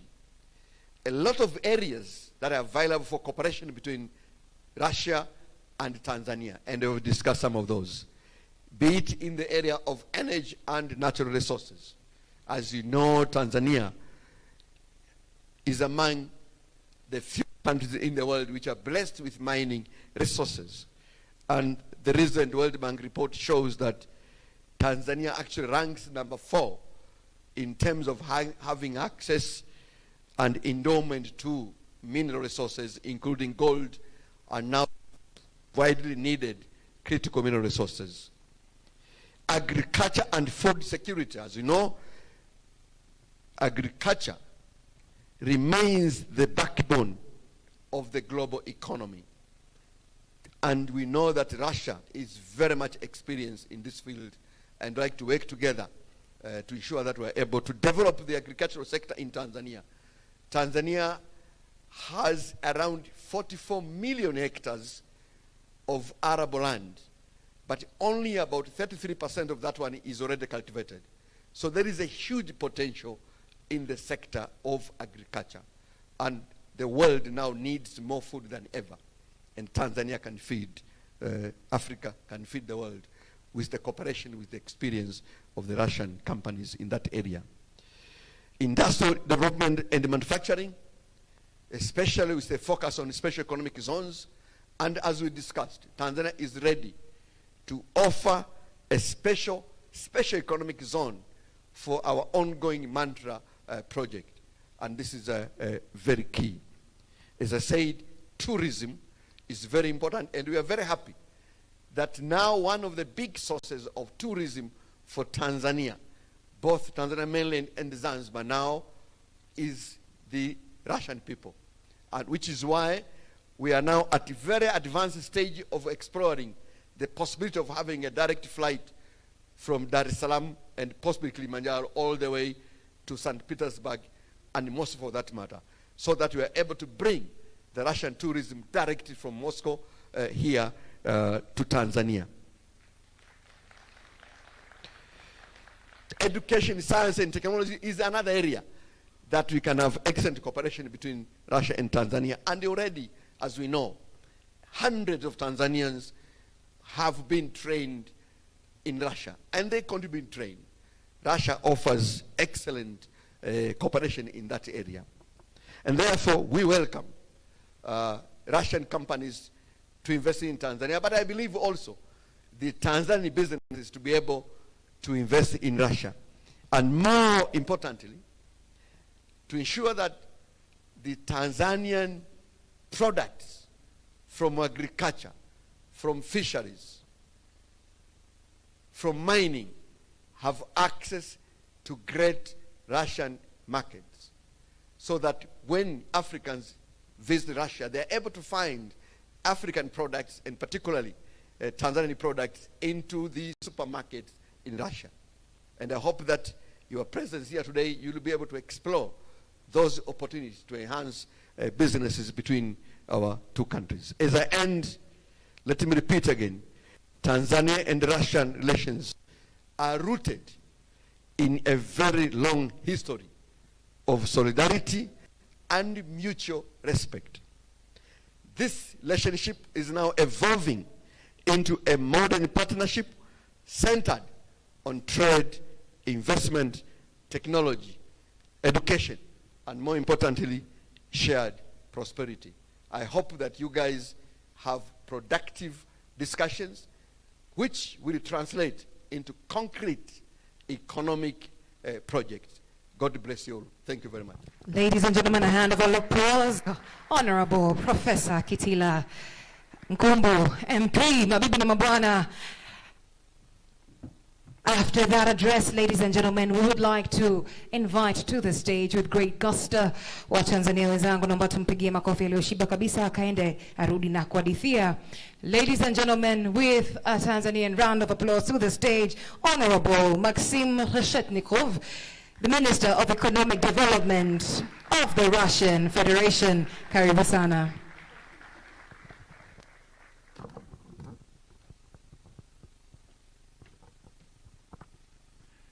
Дорогие друзья, рад всех приветствовать. Я буду говорить на русском, чтобы тот синхронный перевод, который у нас есть, не простаивал. Во-первых, позвольте мне поприветствовать моего коллегу, господина Китила Мкумба, министра, руководителя президентского офиса по планированию Республики Танзания, с которым мы уже в третий раз проводим этот замечательный механизм межправительственной комиссии.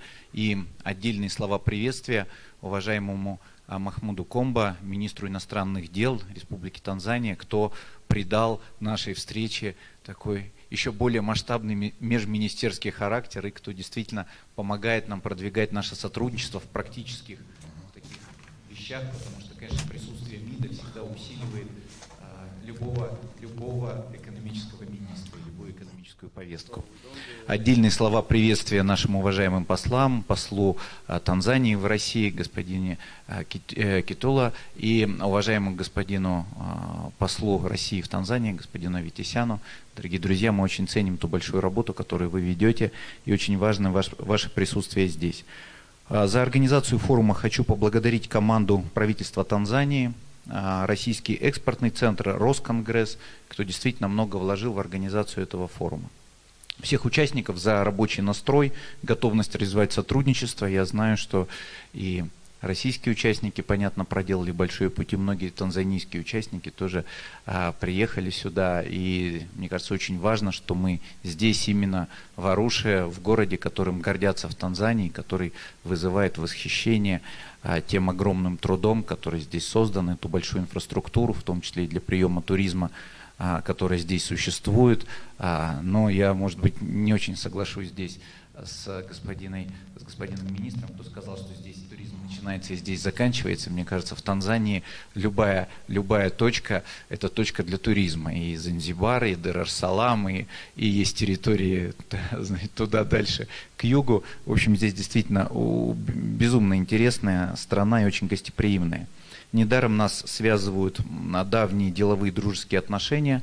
Это, конечно, тот фундамент, на котором мы 2 года назад перезагрузили нашу повестку, нашу работу, когда наши президенты договорились создать межправкомиссию для того, чтобы мы в постоянном режиме развивали сотрудничество и решали все те вопросы, которые возникают, потому что стало понятно, что сотрудничество растет, оно усложняется, все больше министерств, все больше бизнеса, все больше сложных таких вопросов, и поэтому была создана вот эта комиссия, которую мы сегодня у нас прошла узкая часть, завтра будет большая, расширенная часть, которая в результате собрала в повестку все вопросы от разных министерств, включились институты развития, бизнес, банки, вузы, но, конечно, главное это компании. Именно взаимный интерес бизнеса к сотрудничеству и к поиску новых рынков и проектов задал тот темп, на который мы сегодня вышли, и, наверное, не проходит ни года, когда не возникали бы новые, с одной стороны, вызовы, а с другой стороны, новые возможности для развития.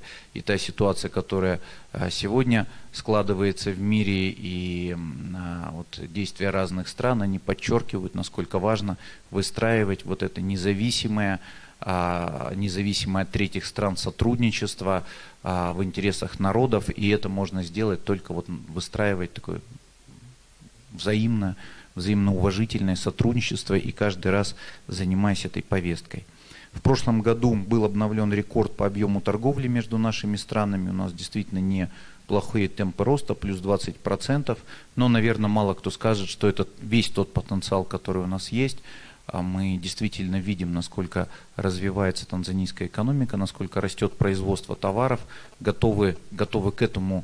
Российский бизнес готов к этому прикладывать руку, участвовать в этом, помогать, ну и, конечно, открывать наш рынок, потому что, подчеркну, Российская Федерация заинтересована в сбалансированной торговле со своими партнерами, и в этом плане развитие импорта, развитие поставок из Танзании в Россию имеет для нас такой же приоритет, как и развитие поставок из России в Танзанию. Поэтому, дорогие друзья, здесь действительно мы на равных относимся к развитию торговли и понимаем, уважаем и готовы участвовать и быть частью танзанийского развития, потому что исходим из того, что развитие Танзании – это в том числе и развитие наших экономических связей, это развитие российской экономики, равно как и наоборот. Поэтому давайте укреплять связи с тем, чтобы наше движение становилось все более синхронным. Более того, у нас уже есть примеры проектов, которые здесь идут. Ну, в первую очередь у нас, конечно, флагманский урановый проект Росатома, он выходит на финальную стадию, на активную инвестиционную стадию. Мы рассчитываем, что в ближайшее время мы увидим вот это разворачивание, развертывание инвестиций. Одновременно с этим развивается логистика, запущены пробные контейнерные поставки между портами Новороссийска и Дар-эр-Салама. Здесь как раз большую работу компания ФЭСКО сделала и продолжает делать.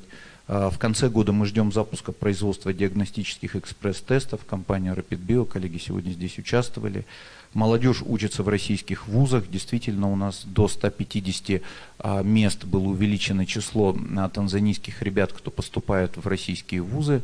Это было решение президента увеличить квоту. И надо сказать, что эта квота полностью выбирается, и качество танзанийских ребят, кто к нам поступает, ну, наши вузы очень довольны. Поэтому это значит, что наше дальнейшее взаимодействие будет обеспечено специалистами, которые понимают и бизнес-практику, и культуру, и язык наших двух стран, и, соответственно, помогут нам реализовывать все эти проекты. Ну и, конечно, важная сфера туризма. Туристы все активнее посещают Танзанию, и здесь Арушу, и, конечно, Занзибар является одним из притяжения. И мы будем дальше развивать эти направления. Коллеги, о том, что динамика сотрудничества растет, говорит количество участников российской делегации. У нас на сегодняшний момент здесь более 150 представителей из сфер энергетики, промышленности, логистики, портовой инфраструктуры, финансов, трейдинга, агропромышленного, с богатой ресурсной базой, с молодым и быстро растущим населением. Это означает, что здесь активно формируется спрос, в том числе и на внешние торговые контракты, на совместные проекты, на инвестиции и на технологии. Для российского бизнеса это, конечно, перспективный рынок сбыта и продукции и услуг, ну а главное как раз выстраивание инвестиций, выстраивание цепочек создания добавленной стоимости, потому что подчеркну, что торговлю можно рассматривать только исключительно как такой первый, конечно, самый важный шаг, но он не является шагом последним. Дальше идет промышленное развитие, производство совместное, после этого идет совместный уже вклад в технологии. Это все сопровождается, как правило, вопросами образования, подготовки кадров. Поэтому мы здесь настроены на крайне серьезную работу. Кроме того, господин Мкумба уже сказал, у нас действительно мы разделяем мнение о крайне удобном расположении Танзании, и наш бизнес также рассматривает Танзанию как точку входа для российского экспорта в другие страны Африки. Здесь вот вокруг более 300 миллионов людей живет в окружающих странах, откуда можно поставлять продукцию из Танзании, и это делает крайне важным и перспективным именно присутствие здесь. Отдельно отмечу благоприятный инвестиционный климат в сочетании с открытостью власти. Это, конечно, дает инвесторам предсказуемость и поддержку. И мы видим те усилия правительства Танзании, и тут законодательство, насколько здесь коллеги действительно слышат бизнес, и мы по стилю команды правительства, потому как коллеги работают, коллеги, понимаем, что здесь все вопросы, которые будут вставать, они будут находить решение оперативно, и знаем, что это стиль президента страны, которая очень серьезно настроена на развитие, и это не только правильные посылы, это еще и правильные действия. Поэтому, дорогие друзья, мы здесь серьезно призываем, я сейчас обращаюсь к российскому бизнесу, значит, какие бы вопросы ни возникали, может быть, имейте в виду, что эти вопросы всегда будут находить решение, поэтому надо сюда инвестировать, надо сюда заходить. Коллеги, мы запустили переговоры по заключению межправ соглашения о поощрении взаимной защите инвестиций. Мы рассчитываем, что принятие этого документа также снизит риски для наших инвесторов, поэтому вот дополнительная законодательная основа в ближайшее время будет создана. У нас переговоры продвигаются, мы сегодня это обсуждали. Сегодня также на заседании в закрытом составе мы обсуждали направления для дальнейшего сотрудничества. Это и энергетика, промышленность, транспорт, сельское хозяйство, ну и много других направлений. Мы еще завтра детально со многими из вас это все проговорим. При этом наша страна заинтересована в расширении поставок из Танзании, как я уже сказал, в локализации производства, развитии проектов в туризме. Кроме того, Россия также может стать для Танзании окном на рынок Евразийского экономического союза. Я, кстати, призываю здесь посмотреть и на возможности российских платформ, маркетплейсов. Это мощные такие уже организации в сфере платформенной экономики, которые работают в десятках стран. И, соответственно, поставляет танзанийскую продукцию в эти системы, на маркетплейсы. Есть возможность поставлять эту продукцию на очень большие рынки. Рассчитываю, что сегодня на полях форума удастся достичь договоренности и дать стартом новым совместным проектам из очень разных сфер. Со своей стороны еще раз подчеркну, что все инициативы и все вопросы, которые будут вставать, коллеги, чем более сложное взаимодействие, тем всегда вопросов больше. Вот вопрос не в этом, вопрос в том, есть ли механизмы для того, чтобы обсуждать эти вопросы и снимать те проблемы, которые, безусловно, возникают, когда сотрудничество приобретает большой масштаб. Я вас заверяю, что у нас такой механизм есть, у нас есть межправкомиссия, мы с господином Укумбой находимся на постоянной связи, постоянно обмениваемся какими-то сообщениями, новостями, вопросами, которые есть. У нас очень эффективно работают команды, у коллег действительно в министерстве, ну, то, что называется техническая команда. Ну, кто здесь технический, вы же знаете, вопрос такой еще, как бы, да, значит, наши речи технические, вот, или, значит, а вот работа, которую коллеги делают, как раз главная и содержательная, вот, потому что мы только озвучиваем итоги, вот, но здесь действительно очень сильный став, и мы дальше будем персонала, мы дальше будем и по линии российского посольства, здесь мотивированные ребята, но дальше будем усилять, добавлять сюда численность, ну и, соответственно, очень ценим наших коллег из Танзании.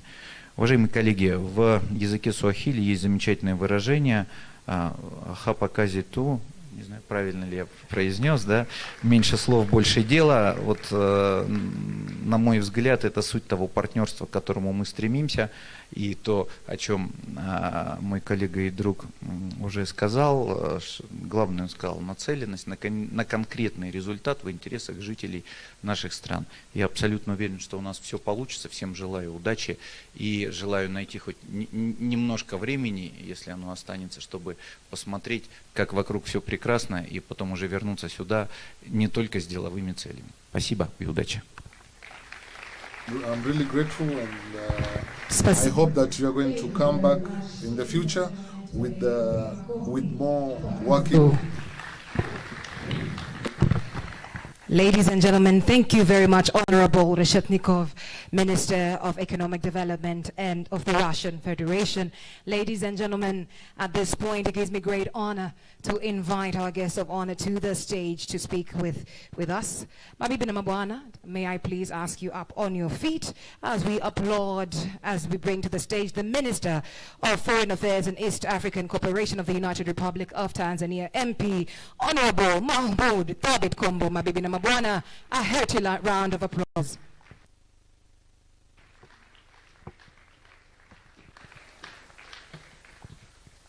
Thank you, MC, for elevating my status to guest of honor.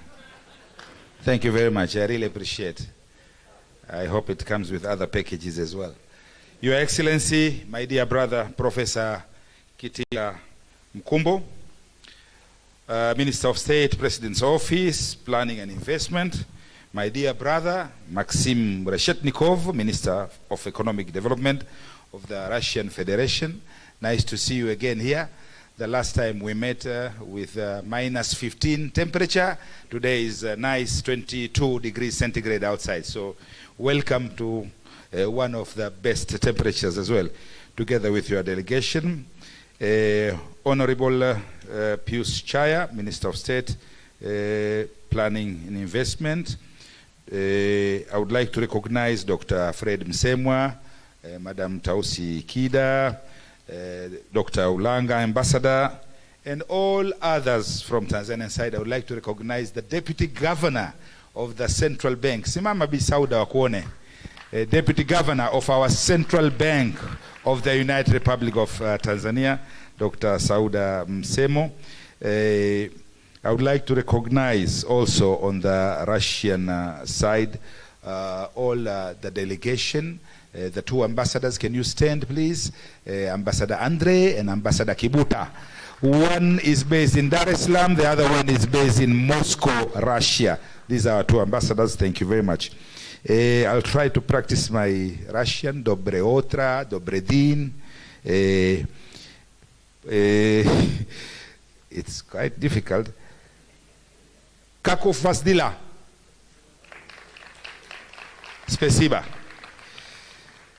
So ladies and gentlemen, it gives me a great pleasure to join you this afternoon during this very important Tanzania-Russia Business and Investment Forum. And it's so nice that I can see a lot of my colleagues, friends, businesses, investors, long-lost friends from Arusha, from Dar es Salaam, from Zanzibar. Watanzania wenzangu, karibuni sana. This is the third session, and it's unique from the previous two because it is bigger, it is better, it is with a digital screen at the back. So this shows that we are improving year by year. This is the third session. For me, it's the first session I'm attending as a minister. So I really congratulate the organizers, and I congratulate the Joint Intergovernmental Commission on Trade and Economic Cooperation between the United Republic of Tanzania and the Russian Federation. Hongereni sana, Ministry of Investment and Planning, because you are leading this team from our side. And Minister Reshetnikov, congratulations on your side. At the outset also, let me extend warm greetings from Her Excellency Dr. Samia Suluhu Hassan, President of the United Republic of Tanzania, who insisted that I give you these greetings while you are here, all of you, especially to the Russian delegation and all Tanzanians, that she is also monitoring and watching because we are live. So she is following up on all what we are saying here, so it is very important for me to deliver this message so that she knows that I've delivered it.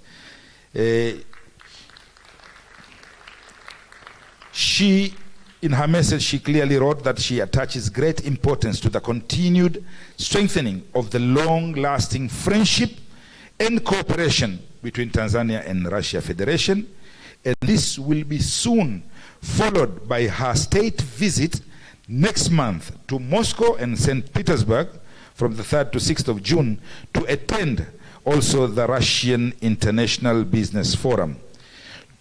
Because you came with 150 businesses today, Minister Reshetnikov from Russia, she's also expecting to go with almost the same number of businesses from the United Republic of Tanzania to Russia. End of the message. This forum today is a clear demonstration of the growing momentum in relations between our two countries and reflects our shared commitment in strengthening economic diplomacy and expanding engagement between our people, institutions, and private sectors. As you know, economic diplomacy is under my ministry directly, so I'm also directly responsible for making you people talk, do business, make money, and make a lot of profits. For many years, United Republic of Tanzania and the Russian Federation have maintained cordial and mutually highly respectful relations built on friendship, solidarity, and cooperation. Today, we are witnessing renewed energy and stronger engagements aimed at translating these excellent political relations into practical economic partnerships and commercial cooperation. Excellencies, ministers, dear distinguished delegates from both sides of United Republic of Tanzania and Russian Federation, the discussions you are going to have today and engagements will further demonstrate the significant potential that exists for expanding trade, investment, and business partnership between Tanzania and the Russian Federation. I will give you my own short story here when I went the first time to Russia. Because before, when people were mentioning Russia, the image you have in your mind is very different. But when I went there before, it was in the year 2019. 2019, yes. When I arrived in Russia, the first thing I saw, a lot of taxis there are Mercedes-Benz S-Class. A lot of taxis are Mercedes-Benz S-Class. For those who have gone to Russia will witness. So the first shock for me started from the airport. And then I went to, there was a tourism fora for promoting tourism. And I had a special message to President Vladimir Putin at that time. And I was very warmly welcomed, highly hospitable. and I regretted that why I didn't go to Russia all these years. Number one. Number two, it was on the same time zone, so I could call my family in Tanzania. It is the same time zone. I think I'm right. There's no difference of time zone. We are in the same time zone. Number three, I was sent to bring Russian tourists and promote United Republic of Tanzania. So when I was doing my presentation, the Russians were correcting me by saying there are issues that I didn't mention. And one of them was Freddie Mercury being born in Zanzibar. The Russians will laugh because they are fans of Freddie Mercury. And the third thing, I went to bring tourists, but I was given almost 4 aircraft called Urusi Airlines, which had 3 stories altogether, ghorofa tatu. And I came with them to Tanzania. It was even difficult to land at some point because we didn't have enough stairs, the long stairs to go up, but it worked. And this was Russia, and Tanzania was full of tourists during and after COVID period, 2021, 2022 was full. In some instances, we almost said no because it was excessive. So they were hiring private houses, bed and breakfast, private houses to live. So this is Russia for Tanzanians who don't know Russia. Kwa wale ndugu zangu walikuwa hawajui Urusi na wanafikiria Urusi ni ile wakati ule ya zamani, Urusi imebadilika sana. Any designer unayemtaka yuko Urusi na wana madesigner wao wenyewe. Nitapenda niendelee. I would like to continue. We are in the United Republic of Tanzania, we are confident that the engagements taking place under this important forum here today and tomorrow and the broader Joint Intergovernmental Commission framework will contribute positively towards the success of that very important visit of our president to Russia and further deepen relations between our two countries. Another thing which I forgot to tell my fellow Tanzanians, it's very easy to get a Russian visa ukilinganisha na visa zile nyingine, which takes almost a month, 2 months, 3 months, some of you waiting, and some of you even lose your visa fees. You don't get visas. Mimi napenda kuwa mkweli. B1, B2, B3, B4, B5, B6. So it is very easy. You just go online, you apply for the visa, you are in Russia. And the ambassador is here. Ambassador, can you stand up again? Because they'll come for the visas to you. Ambassador atawakaribisha kwa ajili ya visa kwenda Russia. Naomba msije wizara mambo ya nje. We are also pleased that this visit of our Excellency President Dr. Samia Suluhu Hassan will coincide with the 29th St. Petersburg International Economic Forum, in short known as PF, which will provide an additional platform for engagement between government leaders, investors, and businesses from the United Republic of Tanzania and Russia and the wider international community. Watanzania wenzangu wote mnaotaka kwenda Urusi katika ziara ya Mheshimiwa Rais, mnajilipia wenyewe. Naomba mumwone ndugu Ulanga, naomba usimame na kuuza hapa lakini wakati huo nakutangaza. Ndugu Ulanga ndio anasimamia orodha. Mmemwona? Mmemwona? Balozi Ulanga ndio anayesimamia orodha ya watakao kwenda Urusi kwenye hiyo forum mjini St. Petersburg.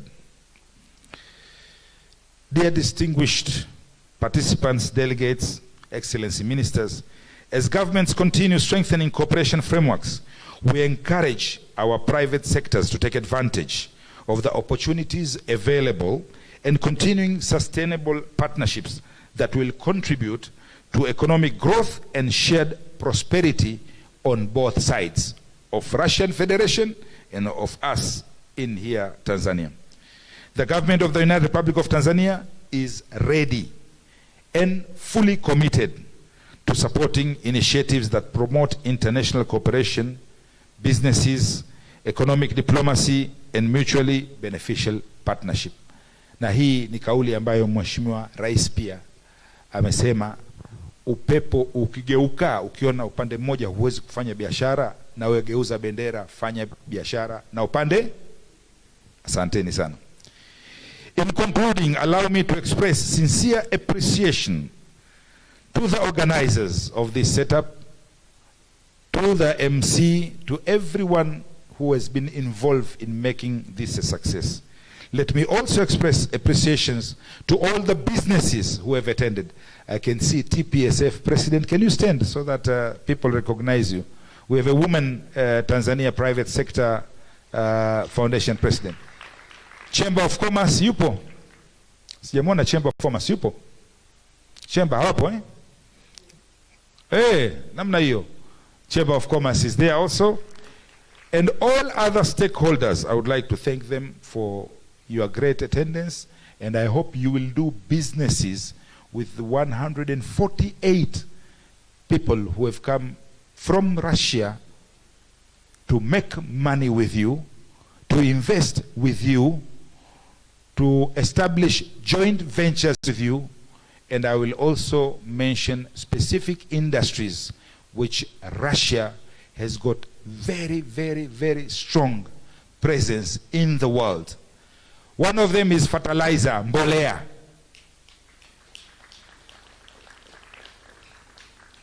As you know, our country is still a net importer of fertilizers.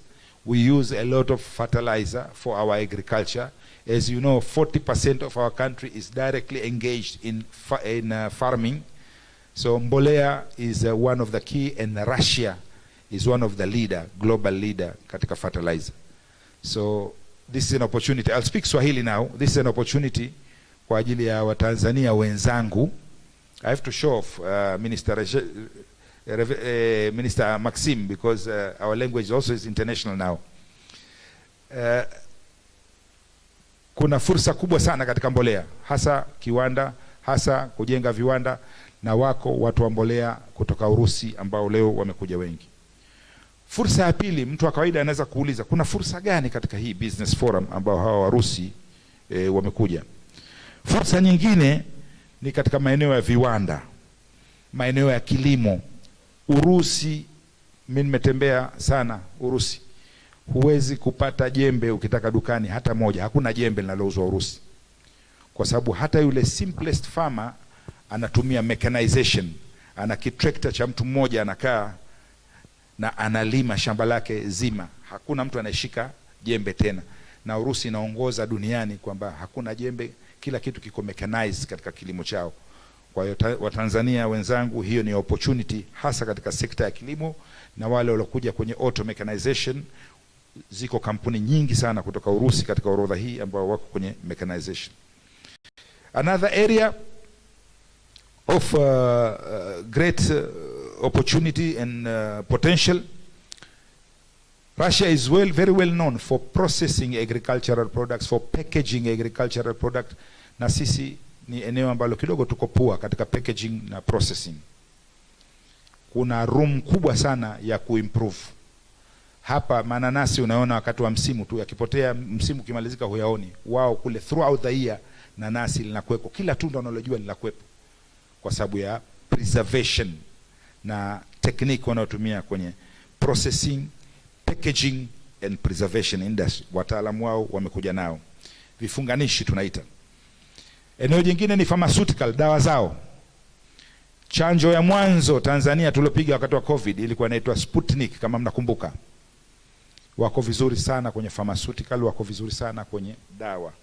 Kwa hiyo wale wote walikuwa involved katika business za dawa, there's a great opportunity, na makampuni kadhaa ya kuzalisha madawa wamekuja nayo katika orodha yao. ICT wako mbele, the best antivirus in the world iko kwao. Yoyote atakayetaka kushindana na mimi aje. Antivirus kwenye security, kwenye hizi cyber attacks, watu wa benki wanajua they are one of the best industries katika cyber security na protection of ICT infrastructure. Kwa kumalizia, wanataka vitu vingi kutoka Tanzania, hasa mazao fresh kutoka Tanzania wanataka. Tunawashukuru ndugu zetu ya Tanzania, wameshakamilisha mikataba yote, na leo tumefinalize na waziri wao. Mikataba ya Tanzania ishakamilika. Mnamo mwezi wa June mwishoni, ya Tanzania inaanza trip moja kwa moja ndani ya jiji la Moscow na baadaye St. Petersburg. Wakati wa kurudi tunategemea itakuwa inabeba watalii kutoka Urusi na watatua Kia Zanzibar, wale watakotaka kuja Kia kwa safari, watakotaka kwenda Zanzibar kisiwani, watakaotaka kibiashara kuja Dar es Salaam. Air Tanzania ita provide moja kwa moja safari hiyo na wameshapata approval zote. Air Tanzania itakuja na cargo pia. Kwa hiyo wale wote watakaotaka kusafirisha vitu vyao vya haraka, perishable, vitu vilokuwa vinaharibika haraka kwenda Urusi wataweza, lakini pia wataweza kutoa kutoka Urusi kuleta Tanzania. I would like to end here by thanking everyone. The Russian delegation, thank you very much, Minister Maxim Reshetnikov and your delegation. Thank you very much, Professor Kitila Mkumbo, for giving me this space, because this is your meeting. But thank you also to my ministry, especially led by 2 divisions of Europe and Economic Diplomacy Division held by Ambassador Ulanga. But I would like also to make specific thanks to the chairman of the Russia-Tanzania. Russia-Tanzania, you call it Business Council. You have nailed it, and your counterpart is on the other side. I think you have a Tanzanian also in that one.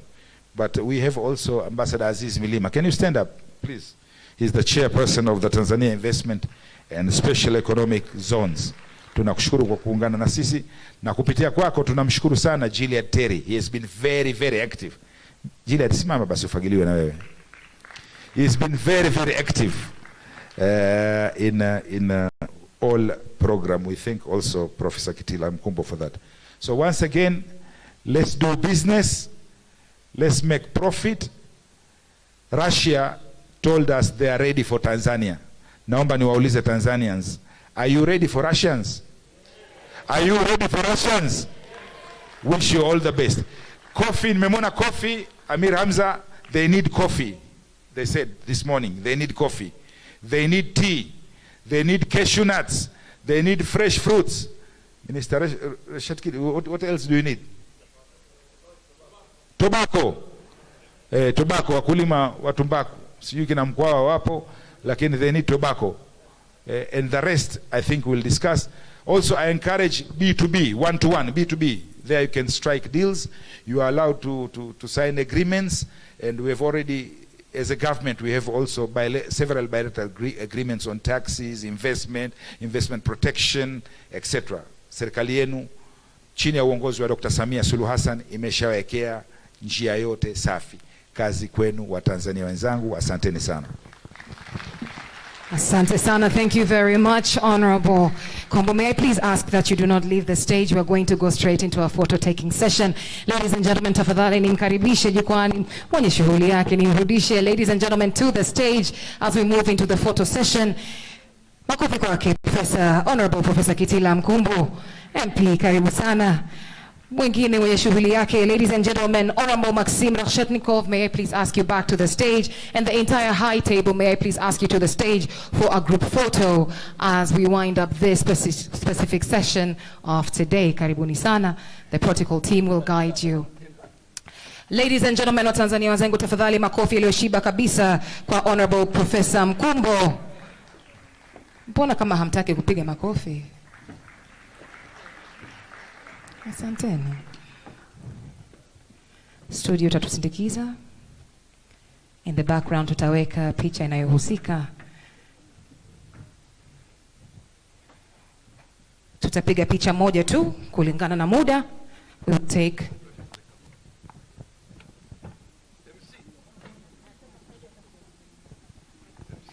All right, ladies and gentlemen, private sector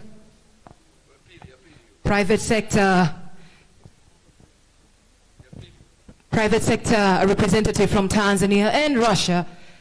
Yes, karibu sana.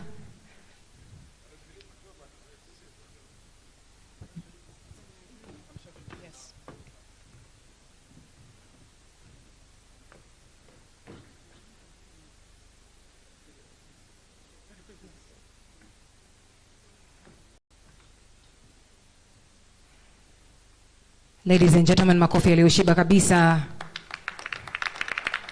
Hili ndio jopo la mapambano linalowezesha mahusiano madhubuti kabisa. Ladies and gentlemen, this is... Thank you very much. Asante ni sana. Thank you very much, Professor Mkumbu. Asante sana, Miss Honorable Reshetnikov. Thank you very much, Honorable Kombo. Ladies and gentlemen, let's give them a hand of applause as they exit the stage. Asante ni sana.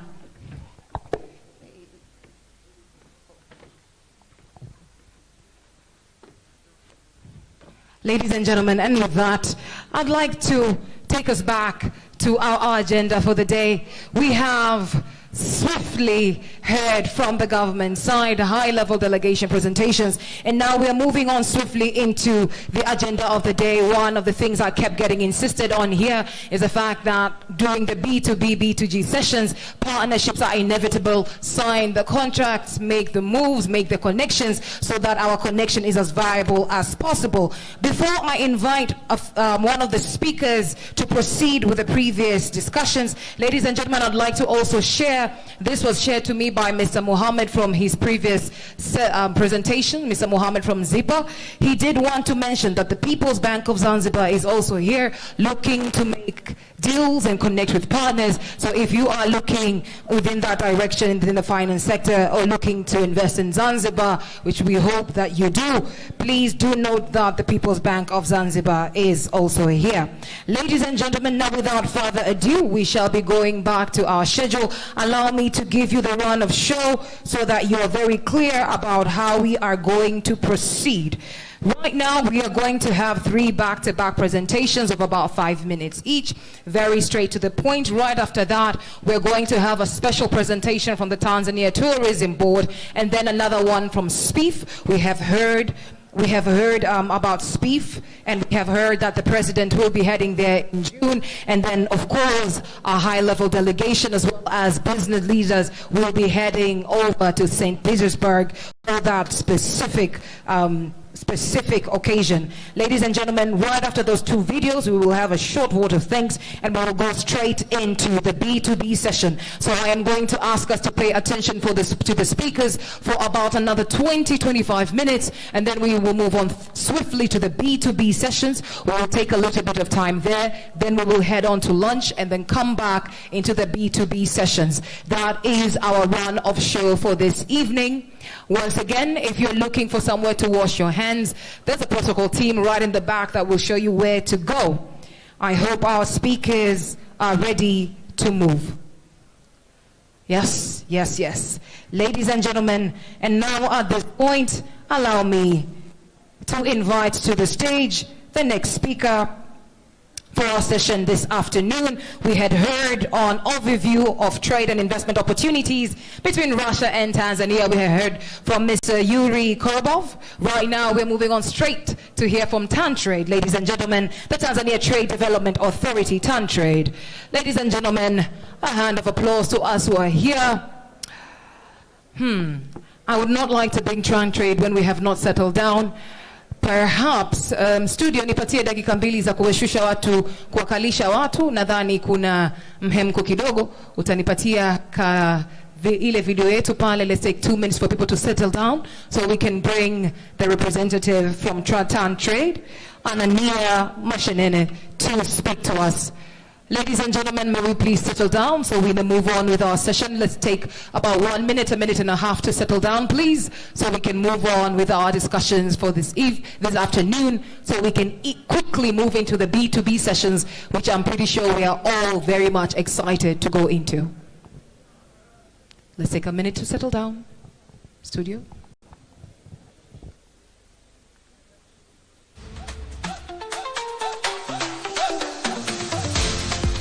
Dira ya Taifa ya 2050 imefungwa njia ya maendeleo. Sekta binafsi ikipewa nafasi,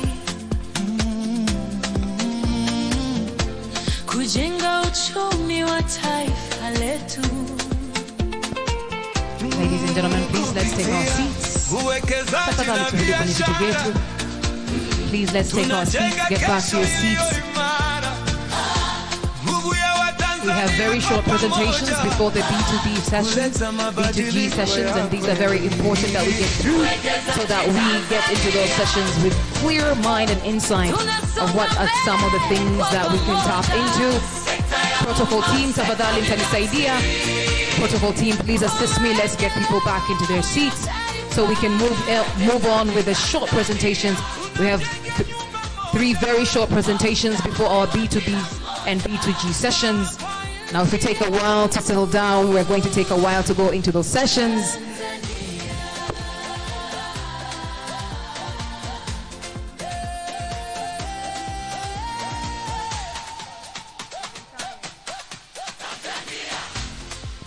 Uwekezaji Tanzania ni msingi kwa uchumi wa kati. Mabibi na mabwana, tunarudi kwenye viti vyetu. The B2B sessions, there's a special plan and organization around how you will be able to connect with everybody you need to connect with.